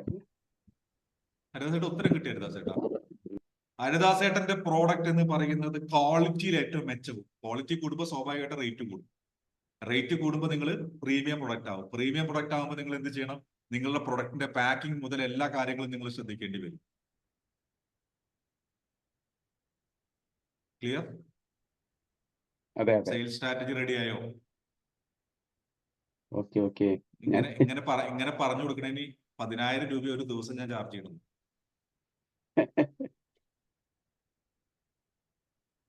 ഞാൻ പറഞ്ഞ അർത്ഥം മനസ്സിലായോ? This is how we have to create our customer buyer persona. നിങ്ങളുടെ അടുത്ത കയ്യിൽ കസ്റ്റമർ ബയർ പേഴ്സോണ ഇല്ലെങ്കിൽ നിങ്ങൾക്ക് ഒരു കാലത്ത് മുന്നോട്ട് പോകാൻ. നിങ്ങൾ സ്റ്റക്കായി നിൽക്കുന്നത് ആക്ച്വലി ഈ ഭാഗത്താണ്. നിങ്ങൾ പറയുന്നത് എന്തുകൊണ്ട് ഇരിങ്ങാലക്കുടക്കാർ വാങ്ങുന്നില്ല, കൊച്ചിക്കാർ വാങ്ങുന്നുണ്ടല്ലോ എന്നാണ് ചിന്തിച്ചുകൊണ്ടിരിക്കുന്നത്.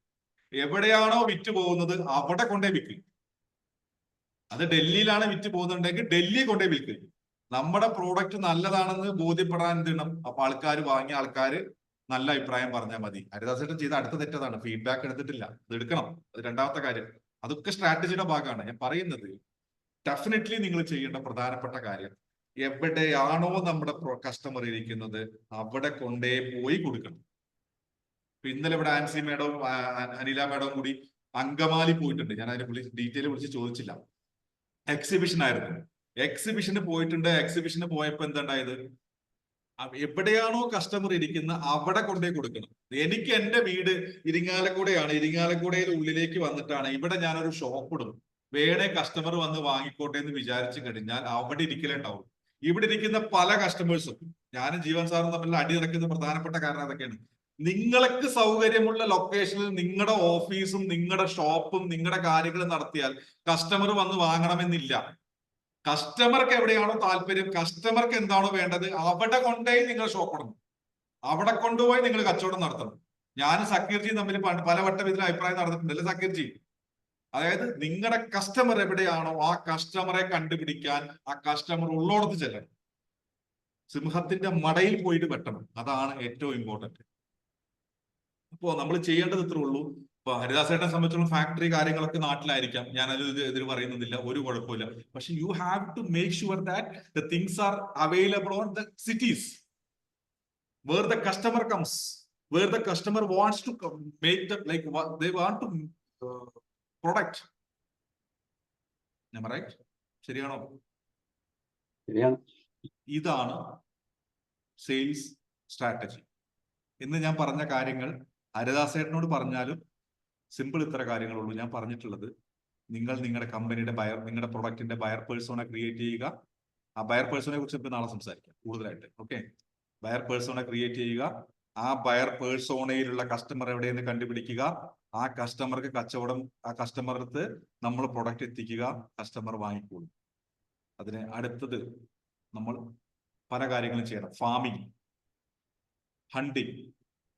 ഫാമിങ്ങിനെ കുറിച്ച് നമുക്ക് കൂടുതൽ സംസാരിക്കാം, ഹണ്ടിങ്ങിനെ കുറിച്ച് കൂടുതൽ സംസാരിക്കാം, ഒരു കുഴപ്പമില്ല. ഫാമിംഗ് എന്ന് പറയുന്നത് എവിടെ നടക്കണം? എവിടെയാണോ കസ്റ്റമർ ഉള്ളത് അവര് എഡ്യൂക്കേറ്റ് ചെയ്തുകൊണ്ടിരിക്കണം. ഞാൻ മുനീർ ഭായ് എന്നെ വിളിച്ചപ്പോ കരിയർ കോച്ചിങ് എനിക്ക് ഡെവലപ്പ് ചെയ്യണം എന്ന് പറഞ്ഞപ്പോൾ ഞാൻ ഒറ്റ കാര്യം പറഞ്ഞു, 1 വർഷം സമയമെടുക്കും, 1 വർഷം സമയമെടുക്കും, അടുത്ത സീസൺ നോക്കാം. പക്ഷേ ആ 1 വർഷം സമയം കൊണ്ട് നിങ്ങൾ ചെയ്യേണ്ടത് എന്താ വെച്ച് കഴിഞ്ഞാൽ കസ്റ്റമറെ എഡ്യൂക്കേറ്റ് ചെയ്യണം. എന്ത്? എന്നെ കൊള്ളാം, ഞാനൊരു കരിയർ കോച്ചായിട്ട് ശോഭിക്കാൻ പറ്റിയ ആളാണ്, എനിക്ക് നന്നായിട്ട് സംസാരിക്കാൻ പറ്റും. നിങ്ങളുടെ സൊല്യൂഷൻ, നിങ്ങളുടെ ഒരു പെയിനുള്ള സൊല്യൂഷൻ, ഫ്യൂച്ചറിനെ കുറിച്ചുള്ള കൺഫ്യൂഷൻസ് മാറ്റിത്തരാൻ എനിക്ക് പറ്റും എന്ന് നിങ്ങൾ എഡ്യൂക്കേറ്റ് ചെയ്യണം. That's called farming. കഴിഞ്ഞ 3 വർഷമായിട്ട് ശ്രീജിത്ത് കേസ് ചെയ്തുകൊണ്ടിരുന്നത് ഫാമിംഗ് ആണ്. ഈ ചെയ്യുന്നത് ഫാമിംഗ് ആണ്. ഹണ്ടിങ് നടക്കുന്നുണ്ടായിരിക്കാം, പക്ഷെ ഫാമിംഗ് ഒരിക്കലും നിർത്തരുത്, നടന്നുകൊണ്ടേയിരിക്കും.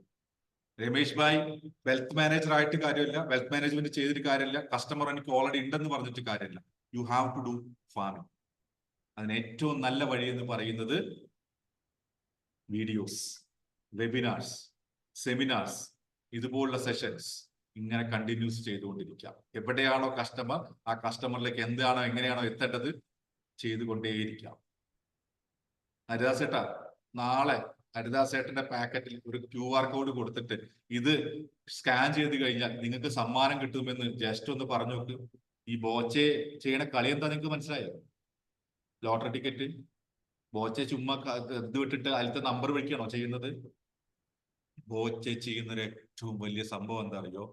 He is collecting the data base of his customer. He is collecting the database of his customer. ഈ കസ്റ്റമർ ഒരു ചായപ്പൊടി വാങ്ങി പോകുമ്പോൾ അവന്റെ QR കോഡ് വെച്ചിട്ട് അവന്റെ ആപ്പിലേക്ക് അവന്റെ നമ്പർ ആഡ് ചെയ്യുകയും അതിനെ ലോട്ടറി ടിക്കറ്റ് നടത്തുകയും ആ ലോട്ടറി ചെയ്യുന്നു, സമ്മാനം കൊടുക്കുന്നു, അതൊക്കെ സെക്കൻഡറി. പക്ഷേ Boche is collecting his customer database. ഹരിദാസേട്ടന്റെ അടുത്ത് ഏത് കസ്റ്റമറോ നമ്പറാണ് ഹരിദാസേട്ടാ? എന്നാലല്ലേ അവരോട് പറയാൻ പറ്റുള്ളൂ നിങ്ങൾക്ക് ഇതിന് ഇങ്ങനത്തെയും ഗുണങ്ങളുണ്ടെന്നുള്ളത്. അവനെ റിപ്പീറ്റഡ് കസ്റ്റമർ ആക്കാൻ പറ്റുള്ളൂ, അവനെ ക്ലയന്റ് ആക്കാൻ പറ്റുള്ളൂ, അവനെ അംബാസിഡർ ആക്കാൻ പറ്റുള്ളൂ. ഒരുപാട് ചെയ്യാനുണ്ട്. നമ്മൾ ഒരുപാട് ചെയ്തുകൊണ്ടിരിക്കുന്നത് വിശ്വസിച്ചുകൊണ്ടിരിക്കുന്ന കുറെ കച്ചവടക്കാരുണ്ട് ഇവിടെ. എനിക്കെല്ലാം അറിയാം, ഞാനിതൊക്കെ കുറെ കണ്ടതാണ്, എന്നാലും ശ്രീജിത്ത് എന്താ പറയണെന്ന് അറിയാൻ വേണ്ടിയിട്ട് വന്നതാണ് എന്നറിഞ്ഞിരിക്കുന്ന കുറെ ആളുകളുടെ മുഖത്ത് നോക്കി ഞാൻ പറയാണ്, നിങ്ങൾക്ക് ഒരു ചുക്കുറയും.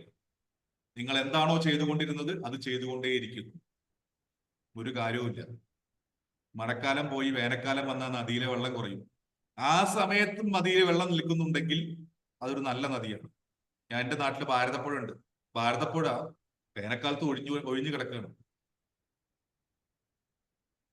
മഴക്കാലത്ത് കുത്തിയൊലിച്ചു വരും.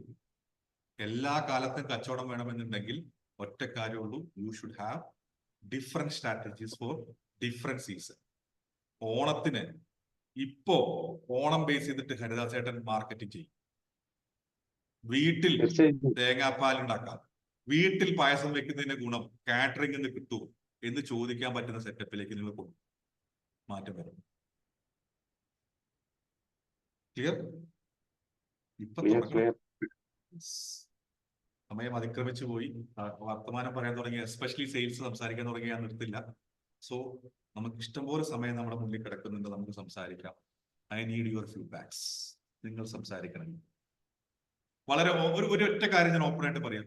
ഇവിടെ ഇരിക്കുന്ന ഏകദേശം 29-30 പേര്, 10 പേര് കുറഞ്ഞിട്ടുണ്ട്. ടീം ലീഡേഴ്സിനുള്ള മുന്നറിയിപ്പാണ്. 10 പേര് കുറഞ്ഞിട്ടുണ്ട്. അവരെ ഇവിടെ തിരിച്ചു കൊണ്ടുവരേണ്ടത് നിങ്ങളുടെ ഉത്തരവാദിത്തമാണ്. 50 ആക്കേണ്ടത് നിങ്ങളുടെ ഉത്തരവാദിത്തമാണ്. ബിക്കോസ് നിങ്ങൾ ബിസിനസ്സുകാർ, നമ്പർ 1. രണ്ടാമത്തെ കാര്യം, ഇവിടെ ഇരിക്കുന്നവര് മാക്സിമം വീഡിയോ ഓൺ ആക്കണം. എന്തിനാണെന്നറിയോ? ഇനി സംസാരിക്കുന്ന അടുത്ത ഒരാഴ്ച സംസാരിക്കുന്നത് പ്യുവർലി സെയിൽസ് ആണ്. ഞാൻ കാണുന്നുണ്ട് വിജയ് എത്രയോ എക്സ്പീരിയൻസ് ഉള്ള മനുഷ്യനാണ്, എത്രയോ സെയിൽസ് ഡയറക്റ്റ് ചെയ്തിട്ടുള്ള ആളാണ്. ഞാൻ സംസാരിക്കുമ്പോൾ വിജയ് അവിടെ എഴുതി വെക്കുന്നത് ഞാൻ കാണുന്നുണ്ട്. രാഹുൽ ശ്രദ്ധിക്കുന്നത് കാണുന്നുണ്ട്, രമേശ് ശ്രദ്ധിക്കുന്നത് കാണുന്നുണ്ട്. ബാക്കിയുള്ളവർ എന്ത് ചെയ്യുന്നത് എനിക്ക് മനസ്സിലാവുന്നില്ല. സോ നിങ്ങളുടെ മുഖത്തിനനുസരിച്ച്, നിങ്ങൾ ശ്രദ്ധിക്കുന്നതനുസരിച്ച് എനിക്ക് ഫീഡ്ബാക്ക് തരാൻ പറ്റും. ഞാൻ ഹരിദാസേട്ടനോട് സംസാരിച്ചത് ഹരിദാസേട്ടൻ എന്റെ വീഡിയോയുടെ ഫസ്റ്റ് ഇരിക്കുന്നത് കൊണ്ടാണ്. വൈ? ഹരിദാസേട്ടനാണ് ഈ സെഷൻ ആദ്യമായിട്ട് ലോഗിൻ ചെയ്തത്. അതുകൊണ്ട് ഹരിദാസേട്ടൻ ടോപ്പിൽ ഇരിക്കുന്നു. അതുകൊണ്ട് ഹരിദാസേട്ടന്റെ കാര്യം സംസാരിക്കും. ക്ലിയർ? എല്ലാവരും വീഡിയോ ഓൺ ആക്കണം. എന്നാ മാത്രമേ എനിക്ക് ഒരു കുഴപ്പമില്ല. ഞാൻ പറയാനുള്ളത് ഹരിദാസേട്ടനോടും രമേശിനോടും വീഡിയോ ഓൺ ആക്കിയോട് ഞാൻ പറയും. ഞാൻ ഒറ്റ ആളുടെ ആളുടെ പേര് വിളിക്കും. ഓക്കെ? ഇത് എന്താ പറയാ, ഇനി കട്ടി കൂടും. അതുകൊണ്ട് വേണ്ട, ബുദ്ധിമുട്ട്, നിർത്തും. പറയും. How was the session? 2 minutes. പറയും. 7:15 നമുക്ക് നിർത്താം. എങ്ങനെ ഉണ്ടായിരുന്നു? പറഞ്ഞ അഭിപ്രായം പറഞ്ഞു. ആരും കാണും. സാർ ഇൻട്രസ്റ്റിംഗ് ആയിരുന്നു. കാരണം പുലിമടയിൽ പോയി വെടിവെക്കണം എന്നുള്ളത് മനസ്സിലായി. വേട്ടയാടണമെങ്കിൽ പുലിമടയിൽ പോകണം. നമ്മളുടെ കസ്റ്റമർ അല്ലെങ്കിൽ ക്ലയന്റ് എവിടെയാണോ എന്നുള്ളത് നമ്മൾ കണ്ടെത്തണം, അവിടെ എത്തണം. അവിടെ ചെന്നാലാണ് ഏത് രീതിയിലുള്ള ബിസിനസ് ആണെങ്കിലും അവിടെ മൂവ് ചെയ്യാൻ പറ്റുള്ളൂ എന്നുള്ളതാണ് ഇന്നത്തെ സെഷൻ എന്ന് എനിക്ക് മനസ്സിലായത്. Thank you sir, wonderful session. Thank you. പറയൂ. അടുത്തൊന്നും പറയില്ല, ചാറ്റ് വരുന്നുണ്ടല്ലോ.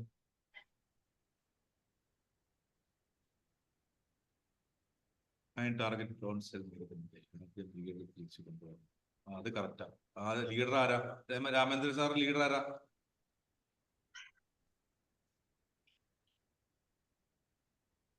CEO responsible for leading and managing an organization, making major decisions and overseeing all operations.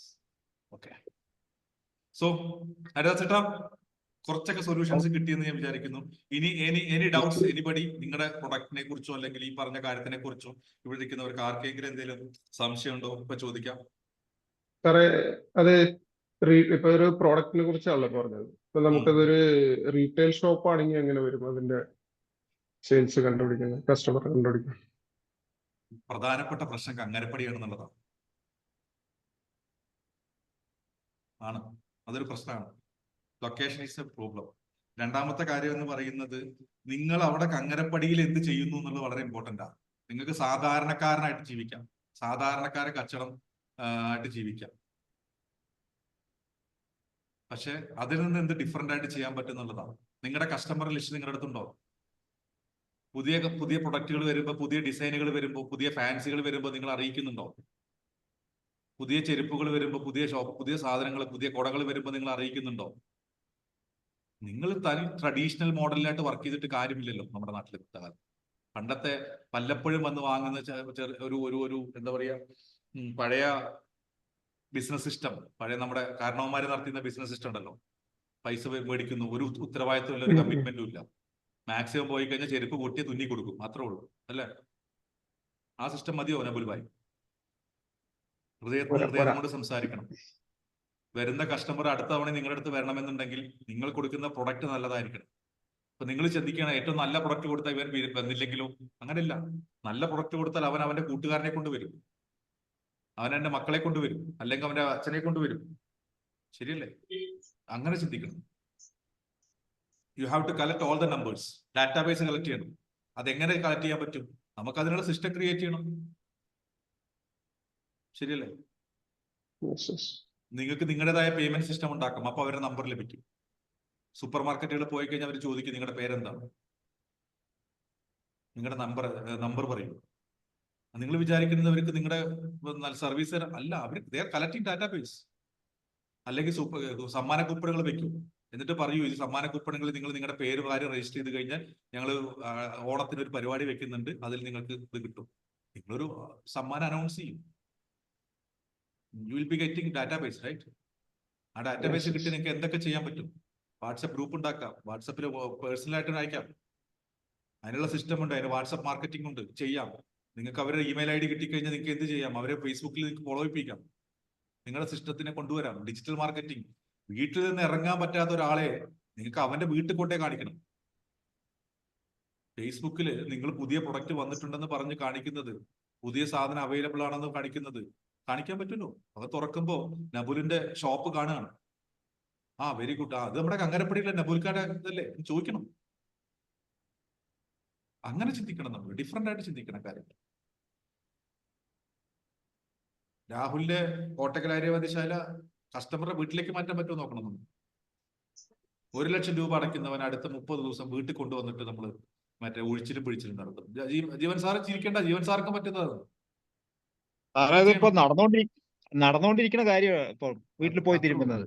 അത്രേ ഈ പ്രസവരക്ഷയും അതുപോലെ ഒരുപാട് കാര്യങ്ങൾ വീട്ടിൽ പോയി ചെയ്യുന്നുണ്ട് ഇവിടെ, ബെഡും കാര്യങ്ങളൊക്കെ ആയിട്ട്. നമ്മള് മറ്റേ മല മമ്മദിന്റെ അടുത്തേക്ക് അത്രേ ഉള്ളൂ, വേറെ ഒന്നുമില്ല. അതന്നെ കച്ചവടം, അതന്നെ ബിസിനസ്.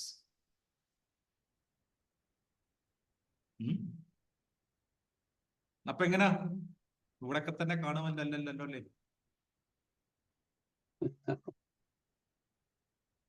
അപ്പോ പറഞ്ഞ പോലെ വാട്സപ്പിൽ എഴുതാൻ മറക്കണ്ട. കാരണം ഉറങ്ങിക്കിടക്കുന്നവരെ ഉണർത്തിക്കൊണ്ടുവരണം. ഇന്നെങ്ങനെ ഇൻസൈറ്റ്ഫുൾ ആയിരുന്നോ? സാധനങ്ങൾ വല്ലത് കിട്ടിയോ? ഓക്കെ, രമേശ് എന്തോ അൺമ്യൂട്ട് ചെയ്തിട്ടുണ്ടായിരുന്നു, പറയും. രമേശ് പറയും. ഇല്ല, അതില് ഇനിയിപ്പോ വേറെ പ്രോബ്ലം എന്ന് വെച്ചാൽ ഈ ഡിസ്കൗണ്ട് ചോദിക്കുന്ന ഒരു പലരും ഫേസ് ചെയ്യുന്ന ഒരു പ്രോബ്ലം. നമുക്ക് സംസാരിക്കാം. എനിക്കറിയാം ഡിസ്കൗണ്ട് ചോദിക്കുന്നതിന് കാരണം എന്താ നിങ്ങൾക്ക് അറിയും? നമ്മള് കടയിൽ പോയിട്ട് ഡിസ്കൗണ്ട് ചോദിക്കുന്നുണ്ടാ? നമ്മൾ വാല്യൂ ക്രിയേറ്റ് ചെയ്യത്തോണ്ടോ? വാല്യൂ ക്രിയേറ്റ് ചെയ്താണ് ആദ്യത്തെ പ്രശ്നം. മൈൻഡ് സെറ്റാ. ഞാൻ പോയിട്ട് കടയിൽ പോയിട്ട് ഡിസ്കൗണ്ട് ചോദിക്കുകയാണ്, 10 റുപ്യ കുറച്ചുകൂടെ, 50 റുപ്യ കുറച്ചുകൂടെ ചോദിച്ചു കഴിഞ്ഞാൽ തീർന്നു, ഡിസ്കൗണ്ട് തീർന്നു. പിന്നെ നിങ്ങളുടെ കസ്റ്റമർ നിങ്ങളോട് ഒന്ന് ചോദിക്കും. അപ്പൊ എന്തറിയോ, നിങ്ങൾ കൊടുക്കാൻ നിർബന്ധം. കാരണം നമ്മൾ പോയാൽ ചോദിക്കുന്നുണ്ട്, നമ്മൾ ചോദിക്കുന്നുണ്ടല്ലോ. സ്വാഭാവികമായിട്ടും നമ്മുടെ കസ്റ്റമർ നമ്മളോട് ചോദിച്ചു കഴിഞ്ഞാൽ കൊടുക്കേണ്ടി വരും. എനിക്ക് ഒറ്റ റേറ്റേ ഉള്ളൂ, ഞാൻ പറഞ്ഞ റേറ്റാണ് റേറ്റ്. ഞാൻ ഡിസ്കൗണ്ട് കൊടുക്കാറില്ല. ഒന്നില്ല ഞാൻ ഫ്രീ കൊടുക്കും, അല്ലെങ്കിൽ ഞാൻ എന്റെ പറഞ്ഞ റേറ്റ്, അല്ലെങ്കിൽ വേണ്ട, തീരുമാനിച്ചു. ഇപ്പൊ എനിക്ക് വേണ്ടി ഇവിടെ തന്നെ ഒരാളിരിപ്പുണ്ട്, എന്റെ സെയിൽസ് മാസ്റ്ററിന്റെ പ്രോഗ്രാമിൽ എന്നോട് അവസാനം വരെ നെഗോഷിയേറ്റ് ചെയ്തു. ഞാൻ കൊടുത്തില്ല. ഡിസ്കൗണ്ട് ഡിസ്കൗണ്ട് ഡിസ്കൗണ്ട് അവർക്ക് അങ്ങനെ കൊടുത്തില്ലേ? ഓഫറുകൾ 1-ാം തീയതി മുതൽ 30-ാം തീയതി വരെ ഓഫർ പറഞ്ഞാൽ പിറ്റത്തെ മാസം 1-ാം തീയതി വന്നാൽ കൊടുക്കില്ല. ഞാൻ അതിൽ സംശയമൊന്നുമില്ല. ഓഫർ വെക്കാം, അതിന് കുഴപ്പമില്ല. Discount, no discounts. ലുലുമോള് പോയിട്ട് ഡിസ്കൗണ്ട് ചോദിക്കുമോ രമേശ് ഭായി? ചോദിക്കോ? എന്താ ചോദിക്കാത്ത? ഇതേ തൊട്ടപ്പുറത്ത് ലുലുമാളിന്റെ അപ്പുറത്തുള്ള പച്ചക്കറി കടയിൽ പോയി കഴിഞ്ഞാൽ ചോദിച്ചു. സാധാരണ പച്ചക്കറി കടയിൽ 50 കുറവൊന്നുമില്ലേ, ഡിസ്കൗണ്ട് ഒന്നുമില്ലേ എന്ന് ചോദിക്കും, അല്ലെ? 510 വന്നു കഴിഞ്ഞാൽ 500 രൂപ എടുത്ത് കൊടുത്തിട്ട് അത് മതി എന്ന് പറയും. അപ്പൊ നിങ്ങളുടെ കസ്റ്റമർ നിങ്ങളോട് പറയും ഇത് മതിയെന്ന്. നമ്മുടെ ലാഭം ചിലപ്പോ 10 രൂപയായിരിക്കും, കസ്റ്റമർ പറയും ഇത് മതിയെന്ന്. അപ്പോ മറക്കണ്ട, എല്ലാവരും വാട്സപ്പിൽ അയക്കുക. ഉഷാറാവട്ടെ കാര്യങ്ങൾ. ഞാൻ പറഞ്ഞു, എന്നെ പുകഴ്ത്തൊന്നും വേണ്ട, എന്നെ ഒന്നും പുകഴ്ത്തണ്ട, ഒരു വാക്ക് പോലും എന്നോട് പറയണ്ട, എന്നെ കുറിച്ച് നന്നായിട്ട് പറയണ്ട, അല്ലെങ്കിൽ മോശം പറയണ്ട. മോശം പറഞ്ഞ കുഴപ്പമില്ല. പക്ഷെ ഈ വാട്സപ്പില് ഒരു മിനിറ്റ് സമയം എടുത്തിട്ട് വാട്സപ്പിൽ നിങ്ങൾക്ക് കിട്ടിയ സൈറ്റുകൾ, ഇൻസൈറ്റുകൾ ഒരു 5 എണ്ണം എന്താണെന്നുള്ളത് എഴുതിയാൽ മാത്രം മതി. ബാക്കി നമുക്ക് കാണാം. എങ്ങനെ കാര്യങ്ങൾ? ഉഷാറല്ലേ? അല്ലേ?